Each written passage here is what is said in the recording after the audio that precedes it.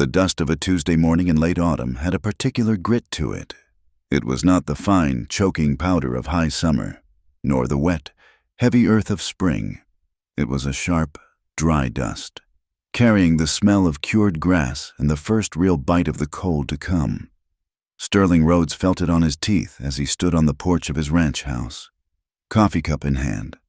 The cup was thick, white ceramic, heavy and warm. It was one of the few things left from his mother, besides the land itself, and a cracked earthenware jug on the mantel that held nothing but the dry air of the high plains. His house was built of solid timber, felled from the high canyons, and it sat square against the enormous sky. It was a lonely house, but it was not a sad one. It was a house that waited. At 28, Sterling owned more land than most men saw in a lifetime, but he ate most of his meals alone at the massive oak table his father had built. The table was scarred from decades of knives, hot pans, and whetstones. It was an honest piece of furniture, and Sterling prized its honesty above all else. He wanted a home, not just a house. He wanted the noise and warmth of a life shared, a realness that the polite society of the nearest town, with its new railroad stop and speculative chatter, seemed to have forgotten. A lone rider was approaching, not Chayton, whose approach was quieter, more a part of the landscape. This rider was hard and purposeful, kicking up a plume of that sharp autumn dust. He was a telegraph office runner, and he was paid for speed, not subtlety. Sterling did not move from the porch. He watched the rider dismount, hand over a thick envelope, and accept the offered water bag. The man drank, wiped his mouth on his sleeve, nodded, and rode away, already focused on his return journey. Sterling looked at the envelope. It was heavy cream stock, ridiculously clean for the journey. It was sealed not with wax from a general store, but with a deep burgundy wax, pressed with the ambitious crest of the Shaw family. He went inside, the sound of his boot heels solid on the wooden floor. He slit the envelope with his skinning knife, the blade clean and sharp. The letter inside was brief. It was written on the same heavy stock, in a precise, cold hand. It acknowledged his letter of inquiry, sent 6 weeks prior. It stated that the Shaw family, after consideration, found his proposal of marriage acceptable. It informed him that they would agree to send their youngest daughter, Clementine, to the Rhodes Ranch. A date was proposed, barely 2 weeks hence. The letter concluded with practical notes about luggage and the stagecoach line. Sterling read it twice. He stood by the cold fireplace, the letter in his hand. The words were there. Agreement, marriage, Clementine. But the feeling was all wrong. There was no warmth, no mention of a father's hope or a mother's blessing. It did not speak of Clementine's character, her good nature, her suitability as a wife, or her happiness. It read like a bill of lading, a transaction, an item being dispatched. He folded the letter and tucked it into his shirt pocket, the heavy paper crinkling against his chest. He felt a deep unease, a suspicion that coiled in his gut. The Shaws were old money from the East, trying to plant their flag in the West. They were all Polish in reputation, and lately their name was tied to other names. Barrow, the railroad, the new land speculation that was squeezing smaller ranchers and swallowing ancestral territories. Sterling had heard the whispers at the trading post, the talk of backroom deals and routes being diverted for profit. The Shaws, it was said, were leveraging everything to get in on Barrow's grand expansion. Why, then, would they be so quick to send a daughter to him, a man who lived by cattle and seasons, not by stocks and telegraphs, and to agree so quickly, so coldly? A shadow fell across the doorway, and Sterling looked up, his hand instinctively moving not toward a weapon, but toward the coffee pot. Chayton stood there, framed against the bright, dusty world outside. He was a man of the earth, his presence a quiet contrast to the harsh lines of the ranch house. His braided hair was dark, and his face was marked by a quiet wisdom that Sterling respected more than any ledger book.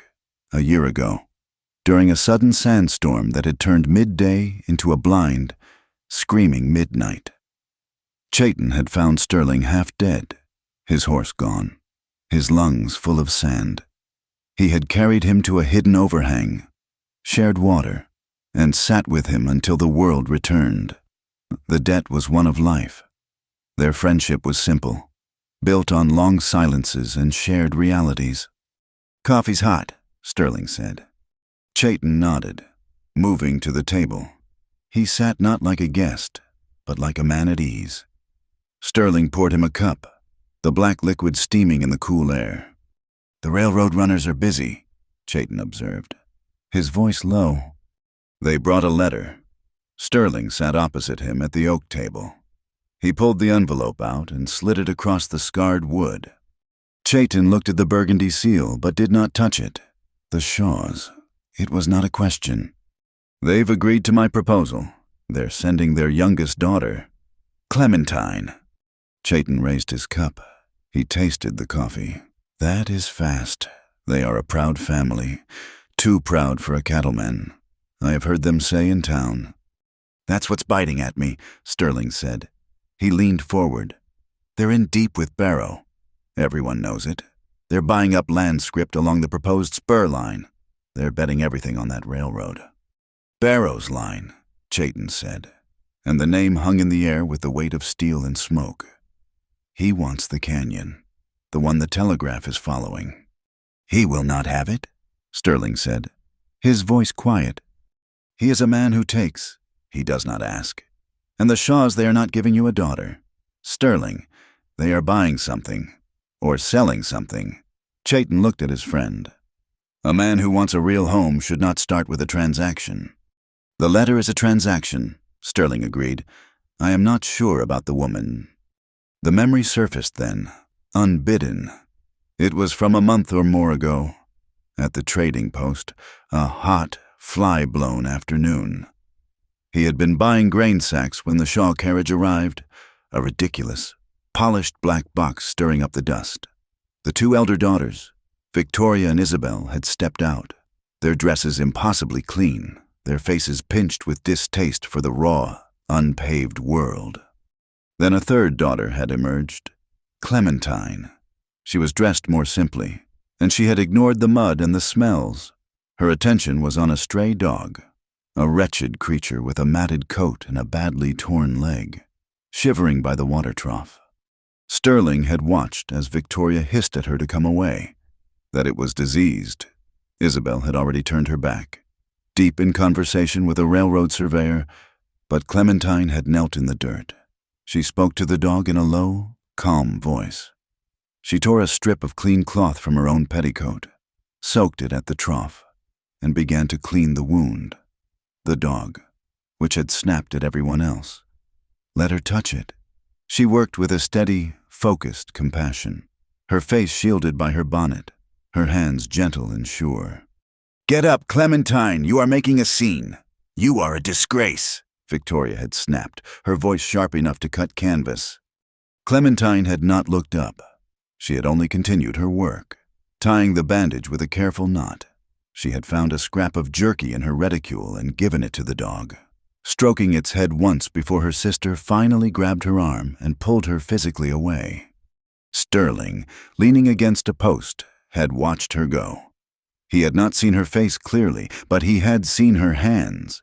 He had seen the set of her shoulders. She was the only real person in the entire scene. Now, sitting at his table, he looked at Chayton. "The letter is a transaction," he repeated. "But the woman, I saw her once, at the post. She was bandaging a stray dog. Her sisters called her a disgrace for it." Chayton allowed a small, rare smile to touch his lips. "Then she is not a Shaw. She is just a person." "That's what I am counting on," Sterling said. He picked up the cold letter. The paper felt brittle, false, but the memory of the woman in the dust felt like the solid oak beneath his hands. Miles away, in the house that bore the crest on the letter, Clementine Shaw was invisible. She was 22 years old, and she existed in the suffocating spaces between her family's ambitions. The Shaw house was not a home. It was a stage, Every piece of furniture was polished, imported, and arranged for display. Every conversation was a performance for an unseen audience of bankers, politicians, and speculators. Her sisters, Victoria and Isabel, were the stars of this performance. Victoria, the eldest, was beautiful, cold, and calculating. Isabel, the middle, was flighty, pretty, and cruel in the casual way of those who have never been challenged. Clementine was other. She was not ugly, as the whispers in her own home suggested. She was simply not in their style. Her features were strong where theirs were delicate. Her hair was a simple brown, not a polished gold or raven black. Her eyes saw things they preferred to ignore, and her tongue, worst of all, spoke of them. She could not abide a lie, and her family's life was built on them. She was, as her father often sighed, a burden, a failed investment. That morning, she was in the kitchen, helping the cook, Martha Shell Peas, when her mother and sisters swept in, their voices sharp. They did not notice her in the corner. "It is done," her mother, Margaret, said, her voice tight with triumph. "The letter is sent. He will accept." "Mother, it is brilliant," Isabel giggled. "Sending her to that dirt farmer Rhodes. It is the funniest joke we have ever played." "It is not a joke. Isabel, it is a solution," Margaret snapped. "Clementine has refused every suitable match we have found. She embarrasses us. She speaks out of turn. She fills her head with nonsense about truth instead of duty. Let Sterling Rhodes have her. He wants a Shaw bride. He will get one." But Clementine, Victoria said, her voice dripping with disdain, "He is a rich man. Even if he is a savage, he is expecting beauty. He is expecting me. When he sees her, he will be insulted." "He will be bound," Margaret said. "The agreement is made, and by the time he realizes the poor quality of the goods, our deal with Mr. Barrow will be complete. The railroad spur will be guaranteed, and our land values will make us the wealthiest family in the territory. This small sacrifice is necessary. Clementine is the price of progress." Clementine sat frozen, a handful of green peas in her lap. The sound of their voices, the casual dismissal of her life, washed over her. It was not new, but the finality of it, the coldness of the transaction, settled in her chest like a stone. They were sending her away as a cruel joke, a piece of damaged goods to cover a land deal. She looked down at her hands, stained green from the pea pods. She thought of the dust of the road, the open sky she had only glimpsed on trips to town. She thought of the rancher, Rhodes. She had seen him, too, that day at the trading post. He had been watching. He had not laughed or sneered. He had just watched, his face thoughtful. A slow, cold anger began to burn beneath the stone in her chest. It was not the hot, quick anger that made her speak out against her sister's casual cruelties. This was a deeper, slower fire. They thought they were sending a burden, a joke. They thought they were dispatching their ugly daughter to the wilderness. Clementine crushed the empty peapod in her fist. They did not know her at all. She would go. She would leave the polished, suffocating house. She would go to this man of dirt and cattle, and she would take her own truth with her. The freedom of the West was not a gift, she thought. It was something you took, something you earned with pain, and her payment was overdue. The green peas sat forgotten in her lap. Clementine did not move, not a muscle. The kitchen, which had been a place of simple tasks, of warmth from the wood stove and the scent of baking bread, suddenly felt like the center of a cold, tight web. Martha, the cook, was working at the sink, her back to Clementine, but her shoulders were rigid. She had heard it, too. From the parlor, the voices of her family continued, sharp and clear through the partially open door. The door itself, Clementine thought, was like her, stuck between the working honesty of the kitchen and the false performance of the front rooms. "He actually asked about her disposition," Isabel said, and she let out a tinkling, cruel laugh, as if we would tell him she is a sullen, judgmental little mouse. She is not a mouse, Isabel. She is a mule. Victoria, the eldest, corrected. Her voice was like cold glass, stubborn and plain. But Mother is right. He is a rich man. Even if he lives in the dirt, he wanted a Shaw bride. He is getting one. He is expecting well. He was probably expecting me. He will be bound by the contract. Their mother, Margaret, said. Her voice cut through the others, silencing them. The telegraph is sent. The acceptance is final. Mr. Rhodes gets his bride, and we get our leverage. When Mr. Barrow secures the route, this entire territory opens up. This marriage secures our position. A heavy silence fell, and then Clementine heard her father, Arthur Shaw, clear his throat. His voice, when it came, was weaker than the others, full of a relief that turned her stomach. It is settled. Then, let her go. It is perfect. Perfect, the word echoed in the kitchen. Not good, not fortunate, perfect. She was the perfect solution, the perfect sacrifice, the precise, disposable piece to be moved on their game board. Clementine felt the familiar, hot rush of anger. Her first instinct was to rise, to stride into that parlor and throw the bowl of peas at their feet, to demand they look at her, to shout that she was their daughter, not a bargaining chip. But she held still. She had done that before. She had spoken out when they cheated a grain merchant. She had argued when they dismissed a stable hand for an accident that was Isabel's fault, and every time they had looked at her with that same pitying, frustrated expression. Clementine, always making things difficult, always so emotional. This time, she would not be emotional. This time, she would not be the mule. She would be the mouse they thought her to be, the quiet, observing mouse. Slowly, she lifted her hands and resumed shelling the peas. The small green spheres ticked into the ceramic bowl, one by one. Martha glanced over, her face a mask of worry. Clementine gave her a small, tight nod. The gesture was clear. We will not speak of this. She would not cry. She would not beg. She would not give them the satisfaction of a scene. They were sending her away as a joke. Very well. She would go, but she would go with her eyes wide open. Later that afternoon, she prepared the tray for her maternal grandmother. Eliza was the only person in the house whose bones were not made of calculation. She was confined to her upstairs room, her body frail but her mind as sharp as a new needle. Clementine entered the room, the scent of lavender and old lace replacing the smell of floor polish and deceit from downstairs. "You are late, child," Eliza whispered, her eyes finding Clementine's face instantly. "And you are pale. They have done it, haven't they? The final push." Clementine set the tray down. She could not lie to this woman. "They are sending me west, to be married, to a rancher named Sterling Rhodes." Eliza's thin hand gripped Clementine's arm with surprising strength. Rhodes, the one who bought the high basin. Good. Clementine stared. "Good, grandmother. They are sending me away as a convenience. They called it a joke." "Then let them laugh," Eliza said, her voice fierce. "This house is built on dry rot.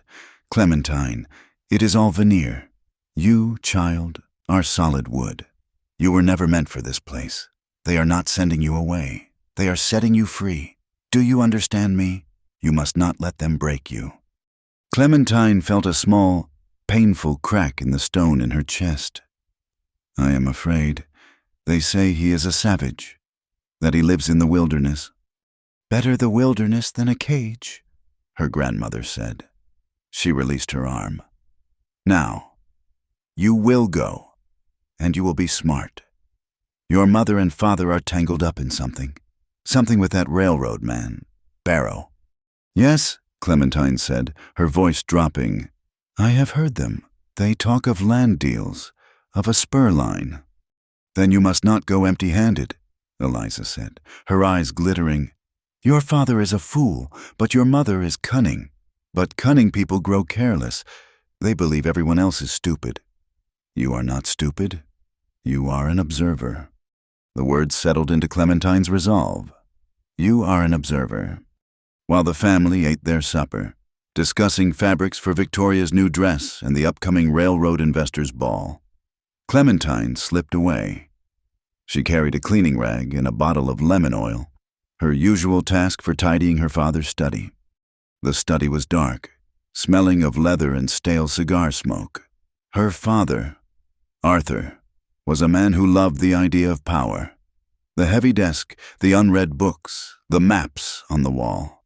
But he was weak, and he left his papers in a state of disorganized panic. His real desk, Clementine knew, was the one her mother used. But the contracts, the physical proof, were here. She did not turn on the main lamp. She worked by the sliver of moonlight coming through the window. Outside, the night was vast and cold.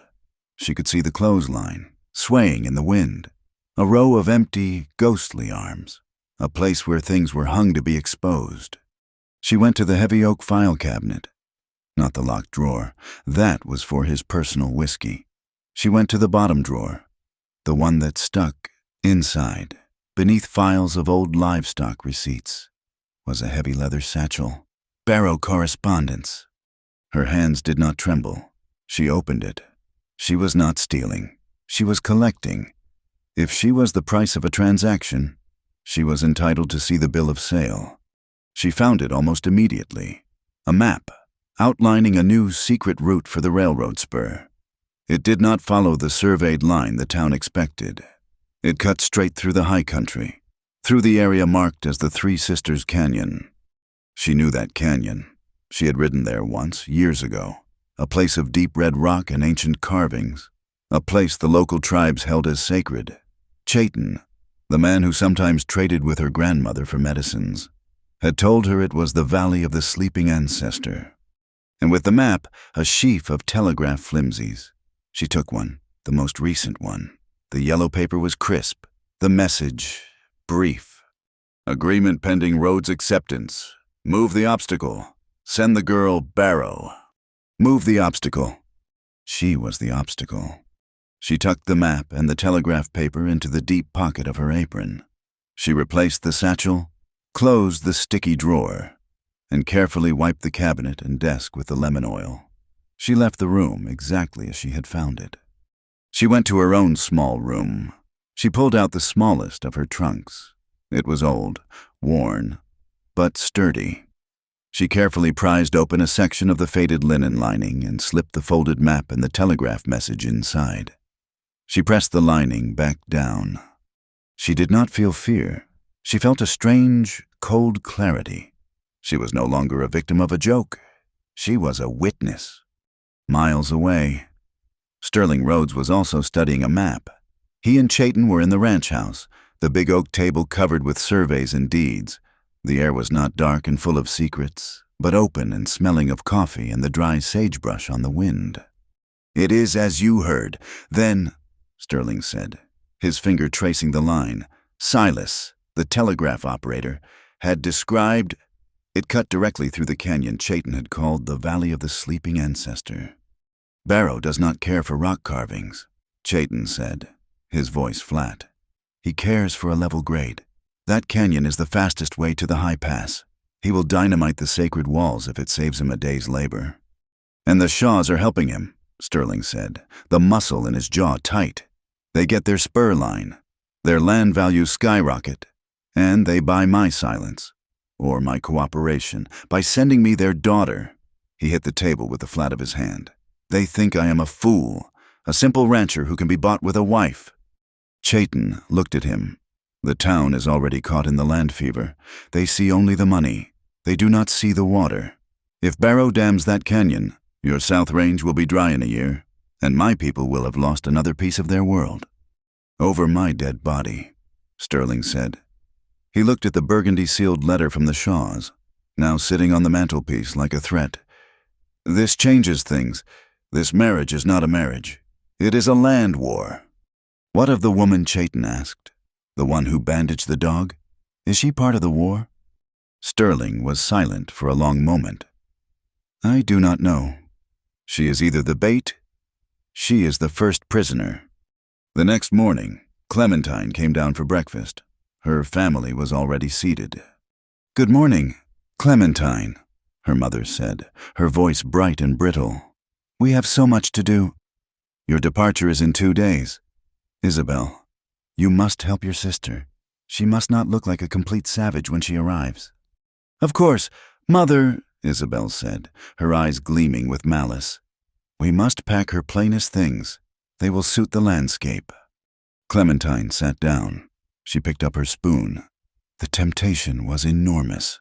To pull the flimsy from her pocket and lay it beside her mother's plate. Move the obstacle. She resisted. She looked at her father, who was hiding behind his newspaper. She looked at Victoria, who was examining her own perfect fingernails. "Thank you, Isabel," Clementine said, her voice calm and even. "I would appreciate your help. I want everything to be in order." They all stopped. They stared at her. This was not the reaction they had prepared for. There were no tears, no screaming, no accusations, just quiet, simple obedience. It unnerved them. "Well," Margaret said, recovering quickly, "I am glad to see you are finally being sensible. You see, it is a fine match." Clementine said, "Yes, Mother, it is fine." She ate her oatmeal. She drank her tea. She was the perfect, obedient, disposable daughter. But beneath the table, her hands were clenched so tightly. Her nails were biting into her own palms. She was no longer a Shaw. She was a time bomb, and she was being mailed directly to the enemy. The stagecoach was not the polished black carriage of her family. It was a heavy, lumbering mud wagon, its red paint cracked and peeling, the leather suspension groaning with every rut. For 2 days, Clementine had been jolted, choked with dust, and pressed between a silent, tobacco-chewing trapper and a woman with a crying baby. When they stopped briefly in the raw, bustling town that served the railroad, she had felt the stares. As she stepped down to stretch her legs, the men lining the boardwalk of the saloon and the general store had paused. She saw their eyes move over her. A swift, calculating appraisal. They looked at her simple brown traveling suit, her plain face, her lack of flourish. They were not seeing a person. They were seeing livestock. A flicker of dismissal, and they turned back to their conversations. That gaze, that quick and public valuation, was worse than her family's private cruelty. Now, as the sun bled its last orange and purple light across the immense sky, the coach finally turned off the main track and onto a smaller, rougher road. "Rhodes Place," the driver yelled, more to the horses than to her. "End of the line." The coach shuddered to a halt. The door was thrown open. Outside, the world was vast, empty, and sinking into a profound, cold twilight. The wind was a living thing, a constant, mournful whistle that cut through her clothes. And on the porch of a long, solid timber house, a man was waiting. He did not move as the driver, grunting, wrestled her main trunk from the boot and dropped it in the dust. He just watched. Clementine gathered her small reticule, the one with the hidden papers sewn into its very fiber, and prepared to step down. He moved then, coming down the steps in 2 long strides. He was tall, and he wore work clothes, not a suit. His boots were scuffed and coated in the same dust that covered everything. He was exactly what her sisters would have called a savage. He did not offer a flowery greeting. He just reached up and offered her his hand. Clementine paused. She looked at his hand. It was broad, the skin calloused and scarred. It was not the soft, pale hand of her father or the smooth, cold hand of Mr. Barrow. It was a hand that gripped reins, dug post holes, and touched the earth. It was an honest hand. She placed her own gloved hand into his. His grip was firm, not crushing. He helped her down to the ground. For a moment, they stood facing each other in the fading light. "Ma'am," he said. His voice was low, and it seemed to fit the landscape. "Welcome to the ranch." She looked up at his face. This was Sterling Rhodes. His eyes, she noted, were not appraising. They were watchful. They were respectful. He was not looking at her figure, or her clothes. He was looking at her face, as if trying to read a map. "Mr. Rhodes," she replied. Her voice was steady, though hoarse from dust. He nodded, as if she had passed some small, unspoken test. He picked up her small reticule before she could, and then motioned to the large trunk. "I will have one of the hands bring that in. The house is warm. You look like you have earned it." He led her inside. The first thing that struck her was the smell, not of lemon oil and wax, but of wood smoke, coffee, and savory cooking. The main room was vast, the ceiling high, supported by thick timber beams. At one end, a massive stone fireplace held a roaring fire, throwing warm, dancing light on the room.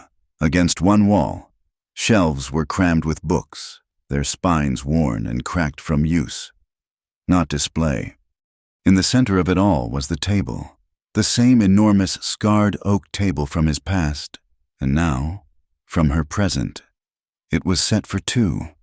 She saw herself in a small, wavering mirror by the door. Her face was smudged with dirt. Her hair had come loose from its pins, and her bonnet was crooked. She saw a reflection of the girl her family despised. But standing here, in this solid, unpretentious room, she looked right. She was no longer a polished lie. She was a dusty truth. "Supper is ready," Sterling said, gesturing to the table. "It is not what you are used to, but it is hot. It's stew." "It smells good," Clementine said, and she meant it. She was suddenly, painfully hungry. She sat, and he ladled a thick, dark stew into two heavy bowls. He sat opposite her. For several minutes, they ate in silence. The only sounds were the click of their spoons against the ceramic and the howl of the wind outside the thick walls. The stew was rich, full of beef and carrots and potatoes, and it was the most nourishing thing she had ever tasted. It was a meal meant to sustain life, not to impress guests. Sterling Rhodes ate like a man who was hungry, but not in a hurry. He finally set his spoon down and looked at her, his expression unreadable in the firelight. "The journey was hard," he stated. "The road is honest," Clementine replied, meeting his gaze. "It does not pretend to be smooth." He almost smiled. "No, it does not." He leaned forward slightly. "Your family sent you off quickly." This was it, the first probe. She could feel him testing the waters, trying to find the shape of her. "Yes," she said, her voice even. "They were efficient." "The letter they sent was efficient," he agreed. "Cold. It read like a bill of sale." Clementine's hands tightened around her spoon. He saw it. He was not a fool. He saw the transaction. She remembered her grandmother's words. "You are solid wood." She would not bend. She would not play the part of the simpering, grateful bride. That is what it was, Mr. Rhodes, a transaction. He stilled. His gaze sharpened. This was not the answer of a blushing, naive girl. "They told me they were sending their daughter," he said, his voice quiet. "They did not tell me they were sending her as part of a land deal." He knew, or he guessed. The air in the warm kitchen suddenly crackled with tension. Her heart hammered against her ribs, but she held his eye. "Did they tell you which daughter they were sending?"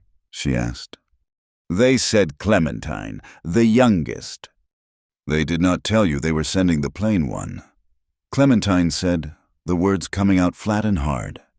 "The one who speaks out of turn, the one who embarrasses them. They did not tell you it was a joke. Their joke. To satisfy the rough rancher who insisted on a Shaw bride." She had said it. The ugly, humiliating truth of her family was now sitting on the table between them, next to the half-eaten bowls of stew. Sterling looked at her, and his expression was no longer unreadable. It was full of a deep, complicated sadness. He was not looking at her as a joke. He was looking at her as a wound. He ran a hand through his hair, a gesture of profound weariness. He thought of his mother. He thought of her gentle hands, her love of books, her quiet, lonely life out here. He remembered her fading, shrinking from the sheer scale of the land, and from his father's silent, consuming grief. He had sworn to himself he would not bring another woman to this house, to this life, unless it was a choice, a real partnership. This felt dangerously real, but also like the worst kind of trap. "I knew which daughter they were sending," he said softly. Clementine frowned. We have never met. "I saw you, at the trading post, a month ago, perhaps more. Your sisters were occupied, with a railroad surveyor, I believe." Clementine's breath caught. She remembered that day, the heat, the dust. "The dog," she whispered. "The dog," he affirmed. "It was by the trough, a miserable creature. Your sisters walked right past it." He paused, and his eyes met hers fully. "You knelt in the dirt. You tore a strip from your own petticoat to bandage its leg. Your sister, the eldest one, called you a disgrace." "She often does," Clementine said, her throat tight. "I did not send for a Shaw bride, ma'am," Sterling said, his voice gaining a hard edge. "I sent for you. I was not looking for polish. I was not looking for a name to put on a deed. I was looking for truth. Your family's letter was a lie, but I was hoping the woman I saw at the post was not." The warmth of the stew, of the fire, seemed to flood her entire body. He had seen her, in a life spent being invisible, or being seen only as a burden. This one man had seen the one thing about her that was real. He had offered his truth. Now, she had to offer hers. This was the man her grandmother had spoken of. "They did not just send me to get rid of me, Mr. Rhodes," she said, her voice gaining strength. "They sent me as a price." Sterling leaned back, his eyes narrowing. "The price for what?" "For your silence, or your cooperation. They are working with a man named Barrow, from the railroad." A muscle in Sterling's jaw jumped. "They want the Three Sisters Canyon." It was her turn to be surprised. "You know—" "I know," he said, "and my friend, Chayton, knows. It is his people's sacred land. Barrow means to dynamite it to lay his tracks. It is the fastest route to the high pass." "My family is helping him," Clementine said, the words tumbling out now. "They believe this marriage, they intend for this marriage to secure your compliance, to make you a partner in it." "And what do you intend? Clementine?" he asked, and the use of her first name was as sudden and as firm as his handshake. She looked at the scarred table. This honest piece of wood. She looked at this honest, watchful man, and she made her choice. "I am not my family," she said. "I am not a joke, and I am not a price. I am an obstacle. That is what Mr. Barrow called me in a telegraph message." Sterling went very still. "You have seen the telegraph?" "I have it," she said. "And I have a map of the secret route, the one that cuts through the canyon. They are sewn into the lining of my bag." The silence in the room was absolute, save for the crackle of the fire. Sterling stood up. He walked to the fireplace and placed one hand on the cracked earthenware jug his mother had left behind. He stared into the flames, his back to her. He was processing the betrayal from the Shaws, the magnitude of the fight ahead, and the unbelievable, unexpected nature of the woman sitting at his table. His internal war was over. The need for a true partner and the need for an ally in the land war were not two separate things. They were one and the same. They were the woman who knelt in the dust. He turned back to her, and his face was no longer weary. It was set, determined. "Well," he said, "they sent you to the right place. An obstacle is exactly what I need." The wind howled outside, a wild and lonely sound. But inside the house, the small circle of light felt solid. "You must be tired from the journey," Sterling said, his voice practical once more. "I will show you your room. We have a great deal of work to do." Clementine stood up. She felt the road dust on her skin, the weariness in her bones. But for the first time in her entire life, She was not invisible. She was not a burden. She was seen. The morning air was sharp, tasting of cold iron and dry grass. Sterling had 2 horses saddled and waiting. He did not ask Clementine if she could ride. He assumed she could. He handed her the reins of a steady-looking mare. "I want to show you the lines," he said. "You need to know what we are fighting for." Clementine gathered her simple skirt and mounted without assistance. She was not a graceful rider, not like her sisters who rode side saddle in the park. She rode astride, like a person who had a destination. Sterling nodded once, a small sign of approval, and led the way. They rode for an hour, the ranch house shrinking behind them. He showed her the South Range, a vast, rolling ocean of golden grass. He pointed to the creek bed, already dangerously low. That marked his boundary with the open territory. "This is the water Barrow wants to divert," he explained, his voice even, carried on the wind. "He will dam the canyon up high, and this creek will turn to dust by next summer. It would kill this ranch. It would kill every small ranch downstream." Clementine looked at the dry, cracked earth around the dwindling pools of water. She saw the new, sharp lines of barbed wire fences, gleaming in the sun. They looked like scars, dividing the land that had always been open. "The new fences," she said. "Barrow's men are pushing them. They are fencing in land that is not theirs, claiming it for the railroad, choking out the smaller holdings. They use the law when it suits them, and wire when it does not." As they sat on their horses on a high ridge, overlooking the vast, complicated territory, a third rider approached. He moved like a shadow, his pony making almost no sound on the rocky soil. It was Chayton. He reined in beside them, his gaze taking in Clementine with a quiet, neutral assessment.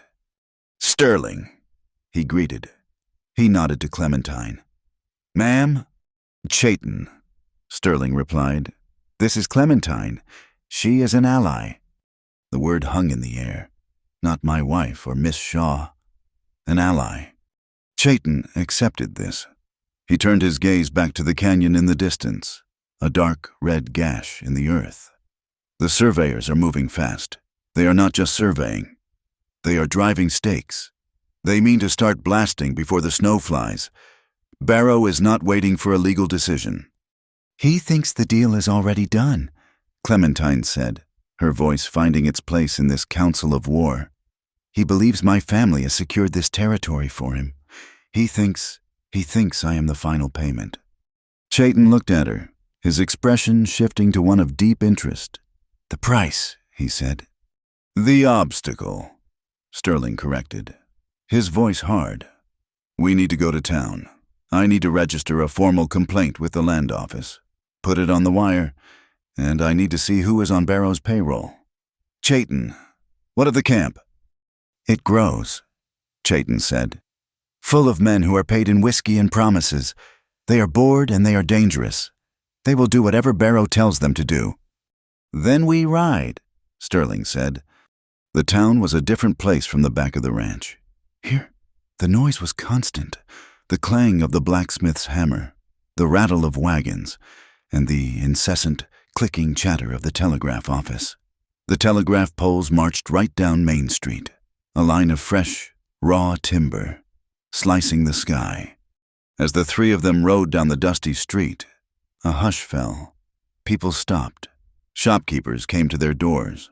Men at the saloon paused, drinks in hand. Clementine felt their stares. It was the same appraising gaze she had felt from the stagecoach, but 1,000 times worse. It was laced with ridicule, with pity, with a dark, hungry curiosity. She felt her face grow hot, but she kept her chin high, her eyes fixed forward, just as Sterling did. Then she saw the source. Sitting at a small table outside the newly opened hotel, sipping tea like a queen on a throne, was her sister, Isabel. She was dressed in vibrant blue, a perfect, fashionable jewel in the dirt and dust. She was surrounded by a small group of townswomen and merchants, and she was speaking animatedly, her laughter tinkling. As Clementine and Sterling passed, Isabel saw them. Her eyes widened in mock surprise, and then a slow, malicious smile spread across her face. She leaned into the women beside her, and even from across the street, Clementine could feel the poison of her words spreading. "That is her sister," Sterling said, his voice flat. "She is poisoning the well." "She is an expert at it," Clementine replied, her hands gripping the reins. "Chayton, meet us at the telegraph office in 1 hour," Sterling said. Chayton nodded and peeled off, melting into an alleyway, preferring the quiet paths to the judgment of the main street. Sterling dismounted in front of the general store. "I need to get supplies and file my claim at the land office. You should wait here. Buy what you need for the house. Put it on my account." "I will not hide," Clementine said. "I am not asking you to hide," Sterling replied, his eyes serious. "I am asking you to be strategic. Isabel is baiting a trap. Do not walk into it. Get your supplies. I will be back." He left her on the boardwalk and crossed the street, his long-legged stride purposeful. He went first to the land office, and then Clementine watched with a growing unease. He pushed open the bat-wing doors of the saloon. The saloon was loud, smelling of stale beer, sweat, and the sharp tang of cheap whiskey. Sterling ignored the card games and the working women. He went straight to the bar. "Afternoon. Silas," he said to the bartender. "Sterling," the man replied, his face worried.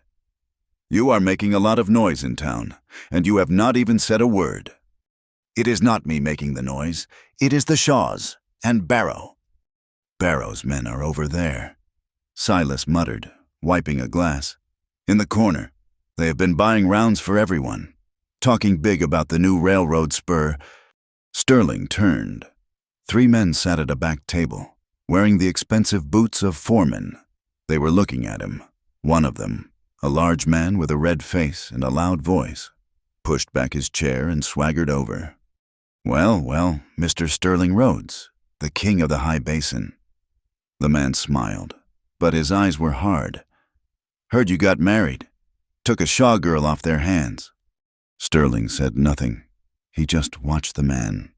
"Heard it was the quiet one," the man continued, his voice dropping to a conspiratorial sneer. "The one they kept in the pantry. Tell me, rancher, how does it feel to be the punchline of the fanciest joke in the territory?" "My marriage is not your concern," Sterling said, his voice dangerously low. The man laughed. "Oh, but it is.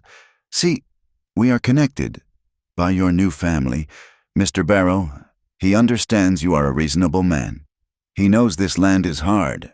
He is prepared to make you a very generous offer for your water rights. Enough to make you forget all about your disappointment." It was the bribe, the one Chayton had predicted. "My water is not for sale," Sterling said, "and my land is not for sale. Tell Mr. Barrow to keep his surveyors off my range." The man's smile vanished. "That is a poor choice. A man alone cannot fight the railroad. The railroad is the future." "Then I guess I am the past," Sterling said. "Get out of my way." He turned to leave. The man grabbed his shoulder. Sterling spun, his fist moving fast, a solid crack as it connected with the man's jaw. The saloon exploded. The other 2 foremen jumped up, chairs scraping. It was not a gunfight. It was a brawl. Sterling was strong. He knew how to handle himself. But it was 3-1, and these men fought dirty. Outside, Clementine had just finished purchasing flour, coffee, and beans. She heard the crash from the saloon, the sudden roar of voices.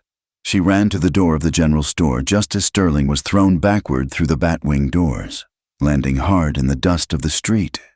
The 3 men followed him out, laughing, kicking at him as he tried to rise. The townspeople, Isabel included, watched from a safe distance. A silent, hungry circle. Sterling got to one knee, but the red-faced man kicked him back down. Clementine did not scream. She did not faint.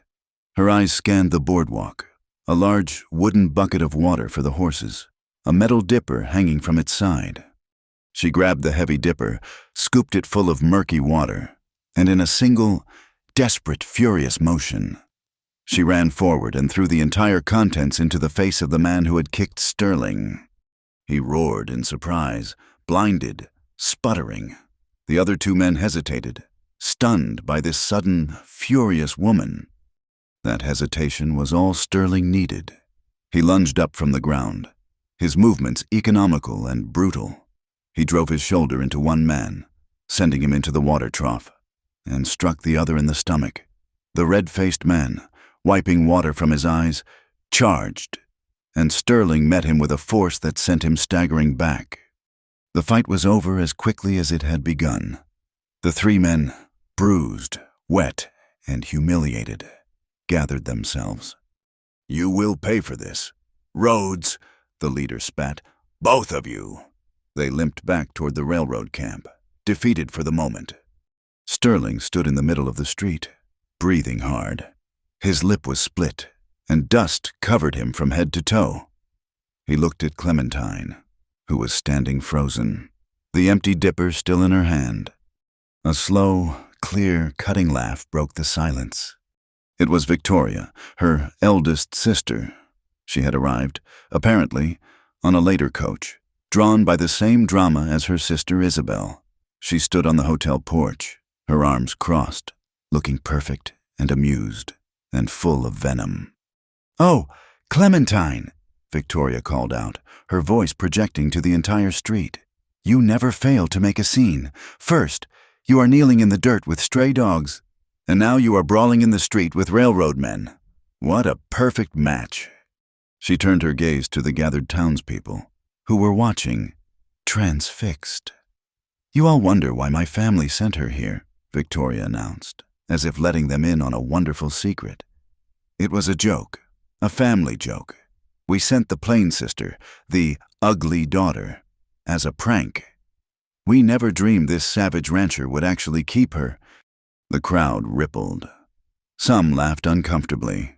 Others looked at Clementine with open, shaming pity. Isabel was smiling, triumphant. Clementine stood rooted to the spot.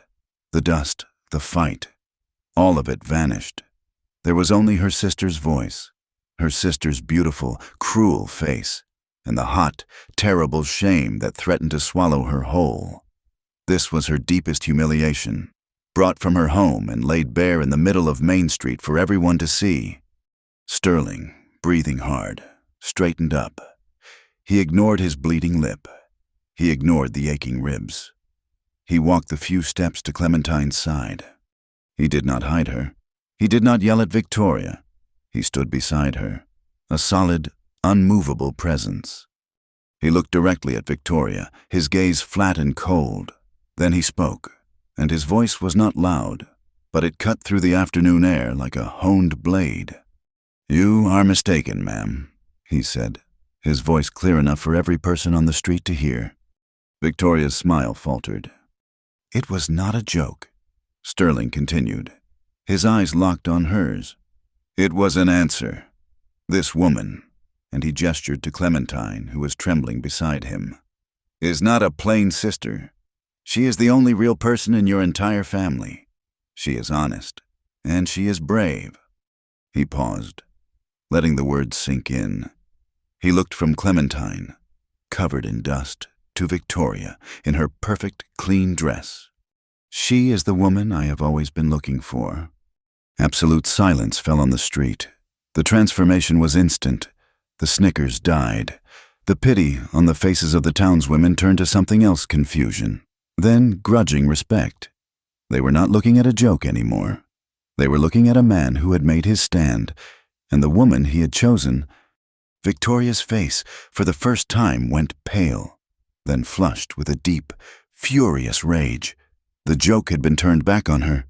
She had been dismissed. She turned without another word and stormed back into the hotel, Isabel scurrying behind her. Sterling looked at Clementine. He saw the shock in her eyes, the warring emotions. "Let us get the supplies," he said, his voice quiet now. "Just for her. We have a long ride home." The ride back from town was a long one. wrapped in a silence that was heavier than the dust settling on their clothes. Chayton had rejoined them at the edge of town, his face giving no sign of what he had heard, but his presence was a steadying one. Sterling rode in front, his back straight, the set of his shoulders unyielding. Clementine rode beside him, the mare's rhythm matching his geldings. She kept stealing glances at his profile. His lip was split and dried blood caked the corner of his mouth. He had not said a word since his stunning public declaration on Main Street. "She is the woman I have always been looking for." The words echoed in her mind, a counter-rhythm to the hoofbeats. It was the first truly kind thing anyone outside of her grandmother had said about her, and he had said it not in a quiet parlor, but in the middle of a dusty street, in front of her sisters, in front of the entire world. He had taken her family's cruelest weapon, their joke, and turned it into a shield. He had claimed her, not as a possession, but as a choice. As they reached the high ridge overlooking the ranch house, Chayton spoke, his voice low and calm. "The hive is stirred. The hornets will fly now. Barrow will not take that humiliation lightly." "He was not humiliated," Sterling said, his voice rough. "He was just shown the facts. Now he knows we are not divided." He finally turned his head and looked at Clementine, his gaze searching. "If that was too much in town, I spoke plainly." "You spoke the truth," Clementine said, her voice small, but firm. "I am unused to it, in public." "You had better get used to it," Sterling said, a grim shadow of a smile touching his bruised mouth. He dismounted at the stable and took her reins. "Tonight, we plan. Tomorrow, we move." The solid oak table was once again their council room, but this time, the atmosphere was different. It was not a meeting of strangers. It was a meeting of allies, bound by a public fight and a shared, dangerous purpose. Clementine retrieved the small reticule, with a small seam ripper from her sewing kit. She carefully opened the lining she had stitched closed in her father's house. She pulled out the folded papers, the map of the secret railroad route, and the single damning telegraph flimsy. Move the obstacle. Send the girl, Barrow. She spread them on the table under the warm lamplight. Sterling and Chayton bent over the map. Sterling's finger traced the sharp, unnatural line that cut directly through the red rock formation labeled Three Sisters Canyon. "He is not following the water grade," Sterling said, his voice tight with a cold anger. "He is cutting straight through. This is arrogance. It will be faster, but it will destroy the valley. And look!" He pointed to a smaller annotation, a blue line that was sketched in, leading from the canyon. "A diversion dam, right at the head of the seasonal stream. He means to take the water, all of it. It is the lifeblood of this valley." Chayton said. He touched the map, but his eyes were distant, seeing the place itself. The water for the ranchers, the water for the antelope, the water for the rituals. That canyon is the memory of our people. The walls are carved with our history. "My family knows this," Clementine said, her voice filled with a quiet shame. "They do not care. They only care about the spur line and the value of the land they have bought." "This is proof of his intent," Sterling said, tapping the map. "But Barrow will call it a preliminary survey. He will deny it. This." He picked up the yellow flimsy. "This is different. Move the obstacle. This connects the land grab to you." "It connects him to my family," Clementine said, her mind racing, fitting the pieces together. The scene in town, her sisters. Isabel, my middle sister, the one who was spreading the rumors. She was not just visiting. She had papers with her at the hotel. She was dressed like she was at work. And Silas, the telegraph operator. He looked terrified when I was in the store. She looked at Sterling. "My father is weak, but he is not organized enough to manage this. My mother is the strategist, but she detests the details. Isabel is smart, and she is meticulous, and she is right there, in town. What if she is not just a gossip?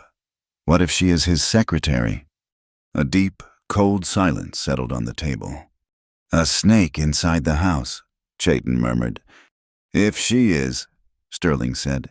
She is the hub. She is receiving Barrow's orders and sending her family's replies. The telegraph office is the key.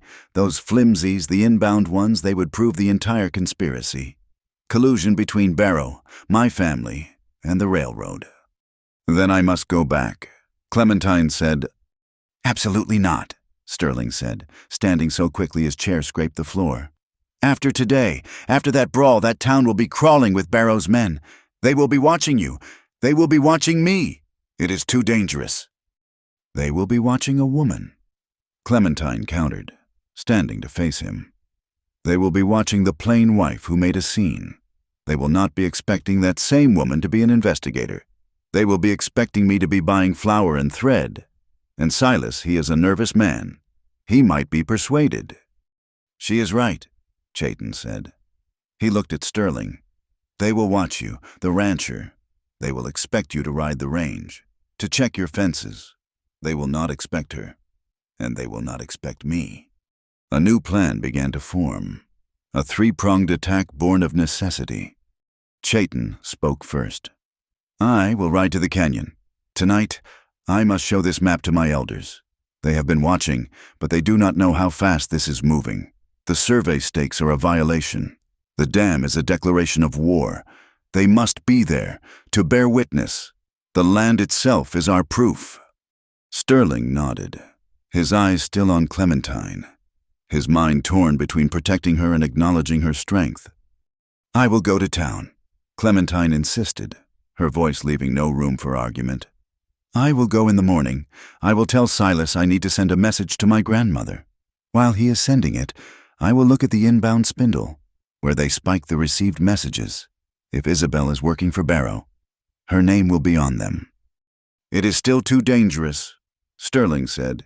We need a distraction, a big one. Something to pull Barrow's men out of the town, to make them look the other way. He walked to the window and looked out into the vast, dark night. The wind was picking up, a high, thin whistle in the eaves. It was the sound of the dry storm. The wind, he said, half to himself. The sky was yellow this afternoon. A dry storm is coming. The cattle they are on the south range, near Barrow's new fence line. He turned back, his eyes lit with a sudden, fierce idea. That is it. Tomorrow, I am moving my herd, all of it. I will move them north, away from the failing creek. It is a real task. It has to be done. But it will also be a massive cloud of dust, a lot of noise. It will look like I'm challenging his fence line. It will draw his men out of town. They will think I am starting a range war, and that will give you your cover. He looked at Chayton. You go to the canyon. Gather your witnesses. He looked at Clementine, the internal war in his eyes, the desire to shelter her versus the need to trust her, finally settled. You go to the telegraph office. Get the proof. Chayton left before dawn, a silent shadow melting into the pre-dawn gray. Hours later, the sky was a bruised yellowish-brown. The wind was a physical force, shoving at Clementine as she rode the mare into town. It whipped her skirts and filled the air with stinging grit. It was a miserable day, perfect for her task. As Sterling had predicted, the town was half empty. The main street was deserted, save for a few men hurrying between the saloon and the hotel. She saw two of Barrow's guards, not the ones from the brawl, but men with the same hard eyes, riding hard out of town, toward the south range. Sterling's distraction was working. She tied the mare and pushed her way into the telegraph office. The air inside was still, but electric with the storm. The telegraph key was chattering erratically. Disturbed by the static in the air, Silas, the operator, looked up, his face pale and slick with sweat. Ma'am, Mrs. Rhodes, he stammered, standing up. I do not know if the line is working. This storm— I must send a message to my grandmother, Clementine said, her voice calm and pleasant. She is unwell. Just a short one. She handed him a piece of paper on which she had written a long, rambling message about her safe arrival and the weather. Anything to keep him busy. Yes, ma'am. Of course. He turned his back to her and began to tap out the message, his hand unsteady. Clementine's eyes shot to the desk, to the inbound spindle. It was a sharp metal spike holding a thick stack of yellow flimsies. She could see Barrow's name, repeated over and over. And then, at the bottom of a confirmation slip, a signature. Clear, precise, and horribly familiar. Isabel Shaw. Her sister was not just a secretary, she was a conspirator. "There," Silas said, his voice shaky. "It is sent, or I think it is. The line is failing." The office door burst open. 2 of Barrow's men filled the doorway. The same 2 she had seen riding out, now riding back in. They must have seen Sterling's herd was a feint, not a fight. "Silas," one of them barked. "The line is closed. Mr. Barrow's orders, no traffic in or out. The town is cut off." "The storm is doing that already," Silas protested. "Just do it," the man snapped. "And we need the last 3 days of inbound transcripts. All of them. Give them to us. Now." They were here for the evidence. Clementine's heart stopped. Silas looked at the spindle, then at her, his eyes wide with panic. She had 1 second. "Oh, goodness," Clementine cried out, lurching forward as if the wind had pushed her. "The dust, it is in my eyes." She stumbled against the desk, her arms sweeping out. She knocked over the heavy, square bottle of black ink. It crashed onto the desk, splashing across the ledger, the key, and the precious spindle of messages. "My word, how clumsy of me," she exclaimed in a perfect imitation of her sister Isabel. "Idiot woman," the guard yelled. "The transcripts," Silas shrieked, seeing the ink bleed over the yellow paper. In the absolute chaos, as Silas grabbed for a rag and the guards cursed, Clementine's hands shot out. She grabbed the entire stack of flimsies, yanking them off the spike. She shoved the ink-stained, dripping wad of paper into the deep pocket of her skirt. "Let me help," she said, grabbing the ink-stained rag from Silas. "I am so terribly sorry I have ruined everything." She began to help wipe the desk, her body shielding the evidence in her pocket. "Get out," the guard shouted at her. "Just get out." "Yes, of course. My apologies." Clementine backed away, her hands held up, her face a mask of feminine incompetence. She backed out the door and into the screaming wind, the ink already soaking through her skirt and staining her hand. The town was officially isolated. The telegraph was dead. She untied the mare, her hands shaking so hard she could barely manage the knot. The sky was now a dark, swirling brown. As she rode out of town, she smelled it, smoke. On the horizon, a low orange line of fire was racing across the dry grass, pushed by the wind. The dry lightning from the storm must have found a target. Through the swirling dust, she saw a dark, churning mass. Sterling's herd. The fire had spooked them. They were no longer moving north. They were turning, running from the fire, in a blind, thundering panic. They were stampeding, headed directly for the new barbed wire fences at the edge of the canyon. The smoke from the grass fire had barely cleared their lungs. They had spent the last day and a half pushing the exhausted, spooked herd back from the charred remains of Barrow's fence line. The stampede had been stopped, the cattle saved, but the ranch was weary to the bone. Sterling, Clementine, and Chayton were gathered at the oak table. The house was cold. The fire had not been lit. On the table, under the flat gray light of a joyless afternoon, lay the ink-stained, warped, and stinking stack of telegraph flimsies. Clementine had worked for hours, carefully peeling the damp papers apart. The ink had run, blurring many of the words into black rivers, but the core of the conspiracy was visible. Barrow's name, Isabel's signature, dates, times, references to the land grant, the Shaw leverage, and the canyon route. "It is enough," Sterling said, his voice flat. He was covered in soot, his eyes red-rimmed from lack of sleep and the stinging wind. "It proves the connection. It proves collusion. It proves they are liars," Chayton said. "But the white man's law requires many pieces of paper. Barrow will have his own. He will say these are forgeries.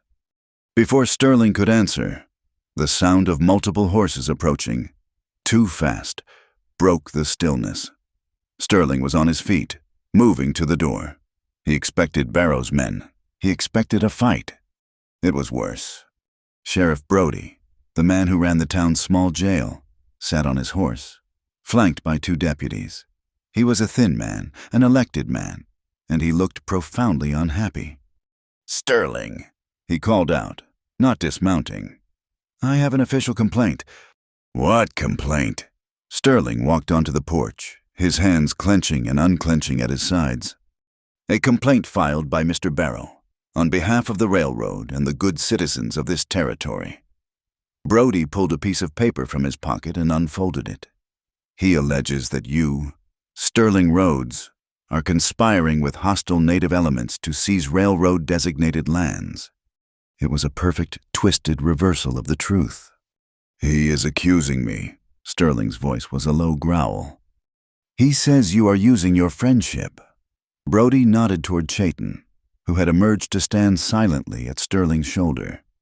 To incite unrest, he says you aim to drive the railroad out so you can claim the land for yourself. That is a lie, Sterling said.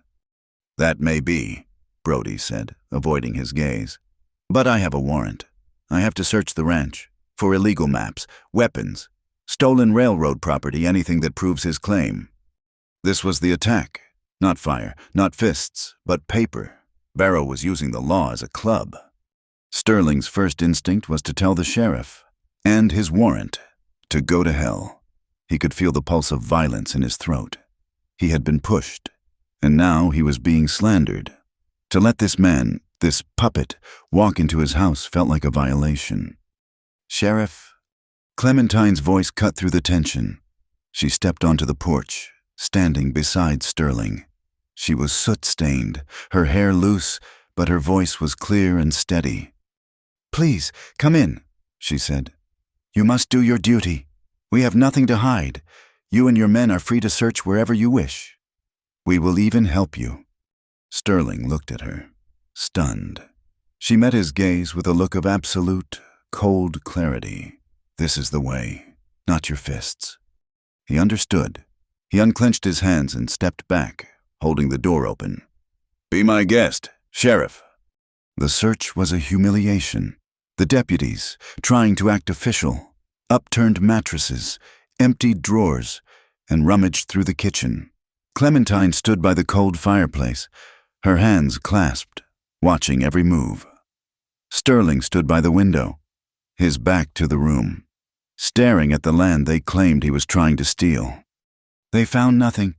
No stolen maps, no illegal weapons, just a working ranch. As they were leaving, their boots clattering on the porch, Sheriff Brody paused. He looked embarrassed. Listen, Sterling, he muttered. I am just doing the job, but you should know Barrow has forced the issue. Judge Hale, the circuit judge, is on his way. He is holding a full hearing at the Three Sisters Crossroads. In 2 days, Barrow demanded it, to settle this land claim and your incitement. You had better be there, and you had better have something more than your word. The lawman rode away, leaving a trail of quiet destruction and a new deadline, 2 days. He is forcing our hand, Sterling said, righting the chair his father had built. He is setting the stage, and he will fill the audience with his own men. He will? Clementine said. She was gathering the flimsies, her hands shaking slightly. Which is why we must be there. With this, and with witnesses, Chayton added. I must ride to the elders. They will stand with us. They will speak for the land. The deep, exhausted night of the ranch settled in. Chayton had already left, a ghost riding for the canyon. The ranch hands, weary from the stampede, were asleep in the bunkhouse. Clementine was in the kitchen, carefully drying the most crucial of the flimsies by the light of a single lamp, preparing them for the judge. Sterling was in the barn. He could not sleep. The smell of the horses, the familiar scent of hay and worn leather, usually calmed him. Tonight, it did not. He was checking the latches, his mind racing, replaying the sheriff's words. Hostile elements, enemy of progress. Barrow was trying to make him an outlaw in his own home. He moved to the tack room, checking his saddle. It sat on the wooden horse, a solid, dependable thing. His choice, his freedom. He smelled it first. Not hay, not horses. Kerosene. He turned. Through a crack in the barn wall, he saw a flicker of orange. Fire! A ranch hand screamed from the bunkhouse. Sterling threw open the tack room door. The night was lit as bright as day. The entire south wall of the barn, where the hay was stacked, was a solid sheet of flame. The horses! Sterling yelled. He ran to the main doors. They were thick, heavy oak, and they were barred. From the outside. He heard the terrified, high-pitched screaming of the horses trapped inside. It was a sound of pure panic that ripped through his heart. The axe at the woodpile! He roared at his two hands, who were running, half-dressed, from the bunkhouse. This was not a legal maneuver. This was Barrow's answer. If the law was too slow, fire would do. This was an execution. Clementine burst from the house. Her shawl clutched around her. She saw the inferno. She saw Sterling and his men hacking at the massive wooden bar, holding the doors shut. Sterling! She screamed. Stay back, he ordered. The hayloft is going. The horses were trapped, the mare that had carried her. Sterling's own gelding. They were going to burn alive.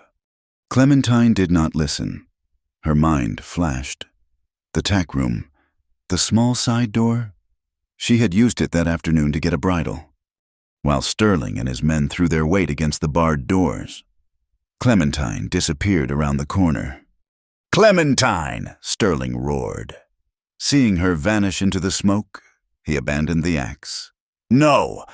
She plunged through the side door and into a vortex of smoke, noise, and heat. Embers rained down. The air was a thick, unbreathable poison.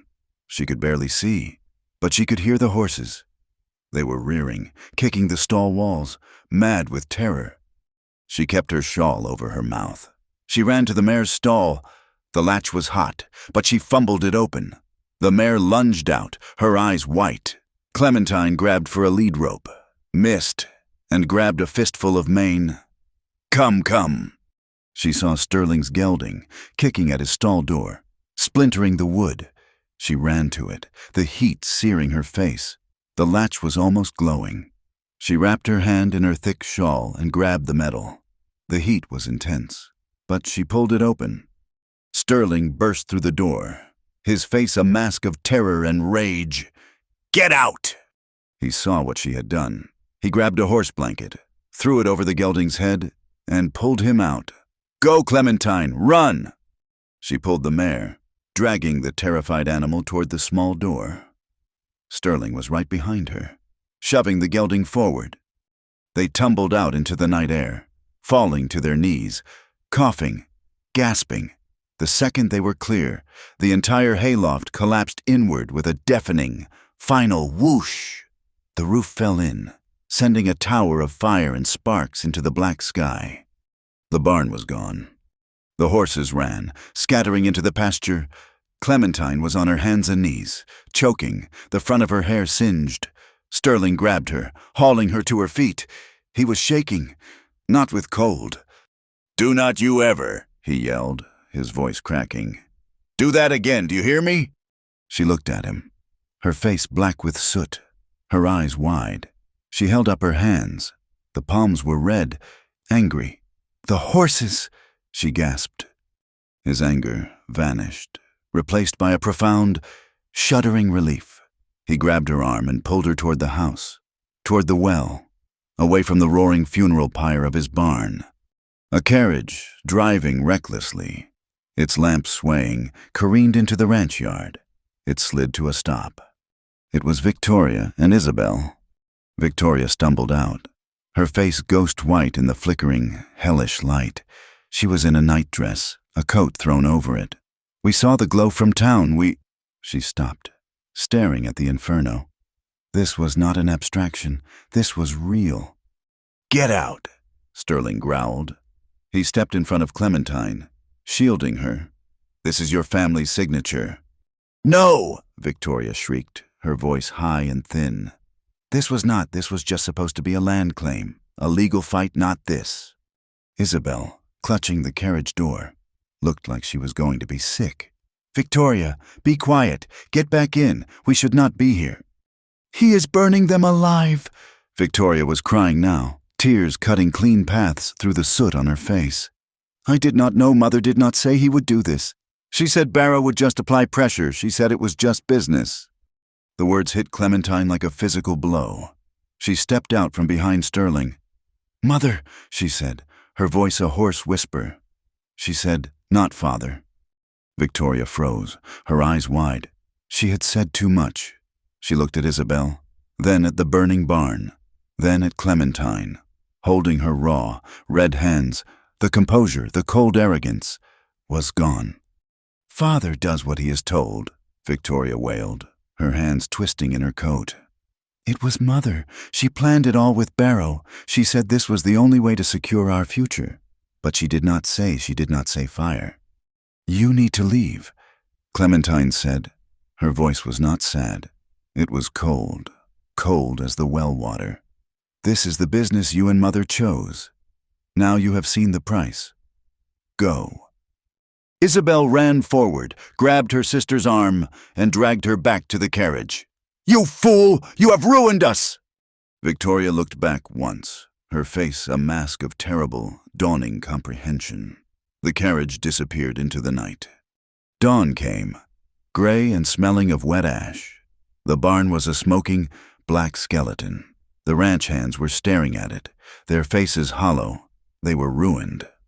Sterling stood by the horse trough, his saddle, which he had saved from the tack room, at his feet, his choice. Clementine came to him. She had bandaged her hands with clean rags. She held out a cup of coffee. He took it. "He beat us," one of the hands said, his voice dead. "No," Sterling said. He looked at the ruins. He looked at Clementine's bandaged hands. He overplayed his hand. He showed the world who he is. His first instinct, his deepest, oldest, male instinct, was to take his rifle, ride to Barrow's camp, and end this fire with fire. He looked at Clementine. She had run into the fire, not for revenge, but to save something. "Barrow did this for one reason," Sterling said, his voice quiet, but carrying in the dawn air. "He wants me to be the savage. He wants me to meet him with a gun. He wants me to be the outlaw he told the sheriff I was. He wants me to miss that hearing." He straightened up. He had made his decision. He would not be the man Barrow wanted him to be. He would be the man she thought he was. "I am going to the hearing," he said. "Judge Hale will be there. I will not meet Barrow with fire. I will meet him with the truth." Clementine nodded. She went to the porch and picked up the stack of dried, warped telegraph flimsies. "And I will be there. He thinks he burned our proof. But this is the fire that counts." The crossroads at Three Sisters was not a place, but an idea. It was a patch of flat, alkaline dust under the shelter of a single, ancient cottonwood tree that had seen centuries of weather. This was Judge Hale's courtroom. He was a circuit judge, a man who carried the law in his saddlebags, and his face was hard leather, worn by sun and skepticism. He sat on a crate, using a larger ammunition box as his desk. His gavel was the heavy wooden butt of his riding crop. Before him, the jury he had convened was a line of men from town, sitting on a downed log. Clementine recognized them all. The merchant who owed Barrow for his stock, the saloon owner who was terrified of Barrow's men, the grain dealer whose mortgage was held by Barrow's land company. This was not a jury. It was a panel of hostages. Barrow was there, magnificent. He was clean, shaved, wearing an expensive Eastern suit. He was flanked by his lawyer, a man named Sloan, who had a voice like oiled leather and eyes like chips of ice. Sterling and Clementine arrived on horseback. They were a stark contrast. They looked like survivors of a disaster, which they were. Sterling's face was bruised. his clothes still stained with soot from the barn. Clementine's hands were wrapped in clean white bandages, and the scarf around her neck, one she had used to shield her face from the smoke, was singed at the edges. They were not flanked by lawyers. They were flanked by 3 of Sterling's loyal ranch hands, men who had lost their tools and saddles in the fire. As Judge Hale banged his crop against the ammo box, calling for order, the wind was already rising. It whistled through the high red rocks of the distant canyon, a sound like a distant, mournful choir. Simultaneously, in that very canyon, Chayton and his elders were hidden. They were watching. Below them, on the sacred valley floor, a dozen of Barrow's men, led by the red-faced foreman Harker, were not surveying. They were working.